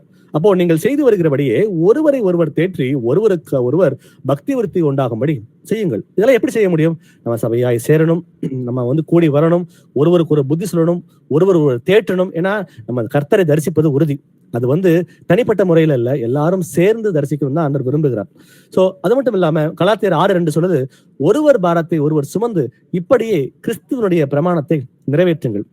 அப்போ ஒருத்தருக்கு ஒரு பலவீனங்கள் இருக்கலாம், அதை மேற்கொள்ள முடியாம அவங்க வந்து தடுமாறலாம். அப்ப நம்ம என்ன பண்ணணுமா, அந்த பாரத்தை ஏற்றுக்கொள்ளணும்னு சொல்றாரு. நான் சொல்றது மாம்சத்துக்குரிய பாரத்தை நான் பேசவே இல்லை, நான் பேசுறதுங்க முழுக்க முழுக்க ஆவிக்குரிய பாரமா இருக்கலாம். அப்போ ஒருத்தர் வந்து ஒரு பாவத்துல இருக்கிறாங்க, அவங்களால பாவத்துல இருக்காங்க அவங்களுக்கு தெரியல, அவங்க விழுந்து போயிருக்கிறாங்க. அப்ப நம்ம என்ன பண்ணணுமா, அவங்களுக்கு வந்து அன்போட அவங்களுக்கு புத்தி சொல்லி அவங்க என்ன பண்ணணுமா, அவங்க ஒருவேளை மேற்கொள்ள முடியல அப்படின்னா அவங்களுக்கு உதவி செய்து அந்த பாரம் என்னோட பாரம்ன்ற ரெஸ்பான்சிபிலிட்டி எடுத்து நம்ம வந்து என்னமா அதை வந்து நடப்பிக்கணும்னு ஆண்டவர் சொல்லுகிறார். திரும்ப வாசிக்கிற வசனத்தை, ஒருவர் பாரத்தை ஒருவர் சுமந்து, இது எனக்கு சம்பந்தம் இல்ல, இது அவங்க பிரச்சனை, அவங்க பாத்துக்கிட்டோம் அப்படின்னு நினைச்சிட்டோம் அப்படின்னா அந்த சரீரத்துல நம்ம இல்லைன்னு அர்த்தம், நம்மை நாமே ஏமாத்திட்டு இருக்கோம்னு அர்த்தம். அப்போ ஒருவர் பாரத்தை ஒருவர் சுமந்து அப்படின்னா, என் சகோதரனுக்கோ என் சகோதரிக்கோ ஒரு இடல் இருக்கு, அவங்க பாவத்துல விழுந்திருக்கிறாங்க அப்படின்னா நம்ம என்ன பண்ணணும், அவங்களுக்கு உதவி செஞ்சு அவங்களுக்கு போய் சொல்லி கொடுத்து அந்த பாவத்தை உணர்த்தி அவங்க வெளியே வரத்துக்கு வந்து நம்ம வந்து உதவி செய்கிற பிள்ளைகளா நம்ம எல்லாரும் மாறணும். வசனம் சொல்றது போல ஒருவர் பாரத்தை ஒருவர் சுமக்கணும்னு சொல்லி ஆண்டவர் சொல்லுகிறார். 1 கொரிந்தியர்ல 12 வாசிக்கலாம். 1 Corinthians 12:12. எப்படி எனில் சரீரம் ஒன்று, அதற்கு அவயவங்கள் அநேகம், ஒரே சரீரத்தின் அவயவம் எல்லாம் அநேகமாய் இருந்தும் சரீரம் ஒன்றாகவே இருக்கிறது, அந்த பிரகாரமாக கிறிஸ்துவும் இருக்கிறார். ஆமென். எப்படி எனில் சரீரம் ஒன்றுதான், அதற்கு அவயவங்கள் அநேகம், ஒரே சரீரத்தின் அவயவங்கள் எல்லாம் அநேகமா இருந்தும் சரீரம் ஒன்றாகவே இருக்கிறது. அப்போ என் சரீரம் வந்து கை கால் அடிபடுது, கை போய் தேய்க்குது அப்படின்னா கால் தான் அடிபட்டு போட்டோம், எனக்கு என்ன, நான் பாட்டு என் வேலையை பாக்குறேன். கண்ணத்துல காது வந்து திரும்ப ஏதோ வாயில இருந்து ரத்தம் வருது, பல்லுல இருந்து ரத்தம் வருது அப்படின்னா பல்லு தான் ரத்தம் தானே வருது, நான் ஏன் போய் சுத்தம் பண்ணணும் அப்படின்னு சொல்லி கையோ காலை சும்மா இருக்க போகுதா அப்படின்னா அந்த பாடியோட பார்ட்லயே அது கிடையவே கிடையாது. ஏன்னா 2 பேர் இருக்கிறாங்க, ஒருத்தர் கால் அடிபட்டுருச்சு அப்படின்னா தன்னுடைய சரீரம் தான் முதல்ல கையில போய் அந்த காலை தேய்க்குது, இன்னொருத்தர் சரீரம் வந்து அதை செய்யவே செய்யாது. ஏன்னா அதுல அன்பு இல்லை, அவங்களுக்கு வந்து சுபாவத்துல அந்த எண்ணமும் கிடையாது, அது செய்யறதுக்கு வந்து அந்த ஆப்பர்ச்சுனிட்டியும் இல்லை. ஆனா எப்படி வந்து நம்ம சொல்றோம் பாத்தீங்களா, கர்த்தரோட சரீரமா இருக்கு, ஒரே சரீரமா இருக்கிறது, நம்ம எல்லாரும் அவயவங்களா இருக்கோம், ஒரு அவயம் பாடுபட்டா இன்னொரு அவயம் போய் அதை சப்போர்ட் பண்ணுது, இதெல்லாம் வெறும் வாய் வார்த்தை அல்ல, இது முழுமையாக நம்ம எல்லாரும் வந்து புரிந்து நடப்பிக்கிற பிள்ளைகளா நம்ம எல்லாரும் மாறணும். ஏன்னா இந்த ஐக்கியத்துல இருக்கிறேன் அப்படின்னு சொல்லிட்டு இந்த பேசிக்கான காரியங்கள் நம்ம செய்யாம போனோம் அப்படின்னா நம்ம சேர்ந்து இருக்கிறதுல பிரயோஜனமே இல்லைன்றதை பார்க்கிறோம். திரும்ப வாசிக்கிறேன்.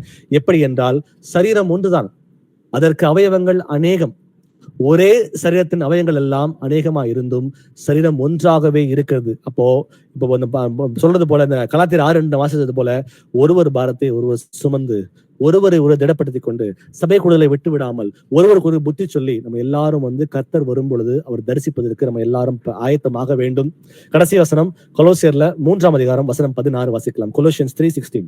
கிறிஸ்துவின் வசனம் உங்களுக்குள்ளே சகல ஞானத்தோடும் பரிபூரணமாக வாசமாய் இருப்பதாக, சங்கீதங்களினாலும் கீர்த்தனைகளினாலும் ஞான பாட்டுகளினாலும் ஒருவருக்கொருவர் போதித்து புத்தி சொல்லிக் கொண்டு உங்கள் இருதயத்திலே கர்த்தரை பக்தியுடன் பாடி, வார்த்தையிலாவது கிரியிலாவது நீங்கள் எதை செய்தாலும் அதையெல்லாம் கர்த்தராகிய இயேசு கிறிஸ்து நாமத்தினாலே செய்து அவர் முன்னிலையாக பிதாவாகிய தேவனை ஸ்தோத்திரியுங்கள். ஆமென். ஆமென். ஆமென். திருவசனத்தை கேட்கிறவாய் மாத்திரமல்ல அதன்படி செய்கிறவாய் இருங்கள். கிறிஸ்துவின் வசனம் உங்களுக்குள்ளே சகல ஞானத்தோடும் பரிபூரணமாய் வாசமாய் இருப்பதாக. அப்போ அந்த வசனங்களை வந்து ஆர்வமா எடுத்து வாசிச்சு அந்த வசனங்களை வாசிக்கும் பொழுது அந்த வசனம் எனக்கு குத்துச்சு அப்படின்னா உடனே மனமாற்றத்துக்குள்ள வர வேண்டியது நம்ம ஒவ்வொருத்தரோட கடமையா இருக்கிறது.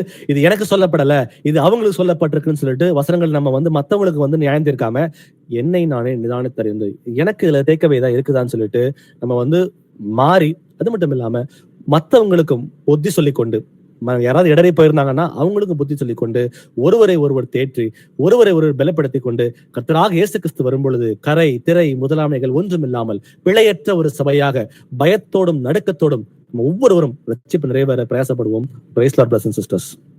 ஒரு ஜெபத்தோட இந்த கூடுதலை நிறைவு செய்யலாம். நம்மள யாராவது ஒருத்தர் இன்னைக்கு வாசிக்கப்பட்ட இந்த வசனங்கள் எல்லாவற்றையும் நினைவு கூர்ந்து நம்ம வந்து ரட்சிப்பு நிறைவேறுவதற்காக நம்ம எல்லாருக்காகவும் ஒரு உருக்கத்தோட ஒரு ஜெபத்தை ஏறெடுப்போம். பிரதர்ஸ் சிஸ்டர்ஸ் யாராவது ஜெபம் பண்ணுங்க. அன்பின் பரலோக பிதாவே, இந்த மாலை நேரத்திலே சகோதரரை மறித்து அப்பா தேவனின் பல வசனங்களை பரிசுத்த ஆவியானவராக நீங்க எங்களுக்கு வெளிப்படுத்திருக்கீங்கப்பா. இதோ ஆண்டவரே, எங்கள் திரியங்களை ஆராய்ந்து பார்த்து இறைவனின் வசனங்கள் எல்லாம் எங்கள் இருதயத்திலே நிலையாக தங்கியிருக்கின்றதா என்று ஒவ்வொரு நாளும் நாங்கள் பரிசோதித்து பார்ப்பவர்களாக இருக்க வேண்டும் அப்பா. அப்பா பிதாவே, இதோ சத்தியம் அறிந்தவர்களாக இருக்கின்ற நாங்கள் எங்களுக்கு பரிபூரண சத்தியம் தெரிந்து விட்டது என்று நாங்கள் அசட்டை பண்ணக்கூடாது ஆண்டவரே, பெருமிதம் கொள்ளக்கூடாது ஆண்டவரே. ஆம் ஆண்டவரே, பரிசுத்தவான்கள் மேலும் பரிசுத்தவான்களாக மாற வேண்டும், நீதிமான்கள் மேலும் நீதிமான்களாக மாற வேண்டும் என்று நாங்கள் தொடர்ந்து ஆண்டவரை நித்திய ஜீவன் என்ற இலக்கை நோக்கி ஓடிக்கொண்டே இருக்க வேண்டும் அப்பா. எந்த விதத்திலும் ஆண்டவரை நாங்கள் மனம் தளர்ந்து விடாமல், சோர்ந்து விடாமல், இறைவனின் வார்த்தை எங்களுள் என்றும் நிலைத்திருக்க வேண்டும். ஒவ்வொரு நாளும் ஆண்டவரை பல அதிகாரங்களை படித்து அதை ஆராய்ந்து பார்த்து இறைவனின் வசனத்தின்படி நான் கீழ்ப்படிந்து என் வாழ்க்கையை மாற்றி மனம் திரும்பி வாழ்ந்து கொண்டிருக்கின்றன என்று நாங்கள் ஒவ்வொரு நாளும் எங்கள் இருதயத்தை, எங்கள் எண்ணங்களை சோதித்து அறிய வேண்டும் அப்பா.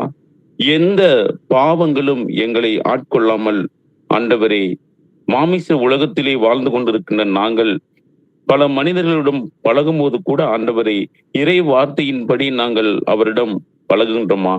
எத்தனை ஆத்மாக்களை நாங்கள் மனமாற செய்கின்றோம்? ஆம் ஆண்டவரே, அவரவர் பலனுக்கு ஏற்றவாறு நீங்கள் ஆவியின் வரங்களை கொடுத்திருக்கின்றப்பா. அந்த ஆவியின் வரங்களை எங்களுக்கு பலனுக்கு ஏற்றவாறு நாங்கள் பயன்படுத்துகின்றோமா? அதற்கு முழு முயற்சியோடு சில நபர்களுக்கு சீசர்களாக மாறும் பல ஆத்மாக்களை மாற்றக்கூடிய அந்த வரத்தை கொடுத்திருக்கின்றேன். சில நபர்களுக்கு தீர்க்க தரிசனம் சொல்லக்கூடிய வரத்தை கொடுத்திருக்கின்றேன். சில நபர்களுக்கு நற்செய்தியை அறிவிக்கக்கூடிய வரத்தை கொடுத்திருக்கின்றப்பா. அந்த விதத்திலே இந்த சபை கூடுகையிலே வந்து கலந்திருக்கின்ற சகோதர சகோதரிகள் ஒவ்வொருவருக்கும் எந்த வரத்தை கொடுத்திருக்கின்றீர் என்பதை அவர்கள் இயேசுவோடு இணைந்து ஜெபம் செய்யும் பொழுது அவர்கள் அறிந்து கொள்ள வேண்டும். அந்த வரத்தினை முழுமையாக அவர்கள் பயன்படுத்தி கொள்ள அவர்களுக்கு ஒவ்வொருவருக்கும் திராணியை தாங்கப்பா. இதன் மூலமாக ஆண்டவரை நாங்கள் எந்த விதத்திலும் ஆன்லைன் கூடுகையாக இருந்தாலும் சபை கூடுகையா இருந்தாலும் நாங்கள் விட்டு விடாமல் தொடர்ந்து இறைவனின் வார்த்தையை கேட்பதற்காக நாங்கள் மாமிச ரீதியாக எந்த வேலை இருந்தாலும் அதை விட்டு ஓடோடி வந்து இறைவனின் வார்த்தையை கேட்பதற்காக நாங்கள் எந்த நேரத்திலும் அவளோடு கலந்து கொள்ளக்கூடிய அந்த கிருபையை தாங்கப்பா. ஆம் ஆண்டவரை, உமது முடிவு பரிந்த வரைக்கும் நிலை நிற்பவனே ரட்சிக்கப்படுகிறான் என்பதை அறிந்திருக்கின்றோம் அப்பா. எங்கள் ரட்சிப்புக்காக இதோ வானத்திலிருந்து நீங்களே இறங்கி வந்து அப்பா அந்த சிலுவை மரணத்தை ஏற்றுக்கொண்டு பல ஜனங்கள் உமது முகத்தில் காரி துப்பினாலும், ஈட்டியால் உமது விழாவிலே குத்தினாலும், பல விதங்களிலே உங்களை துன்புறுத்தினாலும் ஆண்ட எங்களுக்காக நாங்கள் பாவத்திலிருந்து விடுதலையாக்கி தேவனுக்கு அடிமையானவர்களாக மாற வேண்டும் என்ப ஒரே நோக்கத்தோட எல்லா வேதனைகளையும் நீங்கள் சகித்து கொண்டீர் என்பதை நாங்கள் ஒவ்வொரு நாளும் தியானிக்க வேண்டும் அப்பா. அப்பொழுது கண்டிப்பாக உமது பிள்ளைகளாகவே நாங்கள் தொடர்ந்து பயணம் செய்து உமது பிள்ளைகளாகவே நாங்கள் நித்திய ஜீவனை பெறுவதற்காக கூடிய எல்லா ஆயத்த பணியிலும் தொடர்ந்து நாங்கள் ஈடுபடக்கூடிய ஈவை தருவீங்க, கிருபையை தருவீங்க என்று நம்பிக்கையோடு ஜெபிக்கிறேன் எங்கள் ஜீவனுள்ள நல்ல பிதாவே. ஆமேன். ஆமேன். ஆமேன். Praise the lord, brothers and sisters.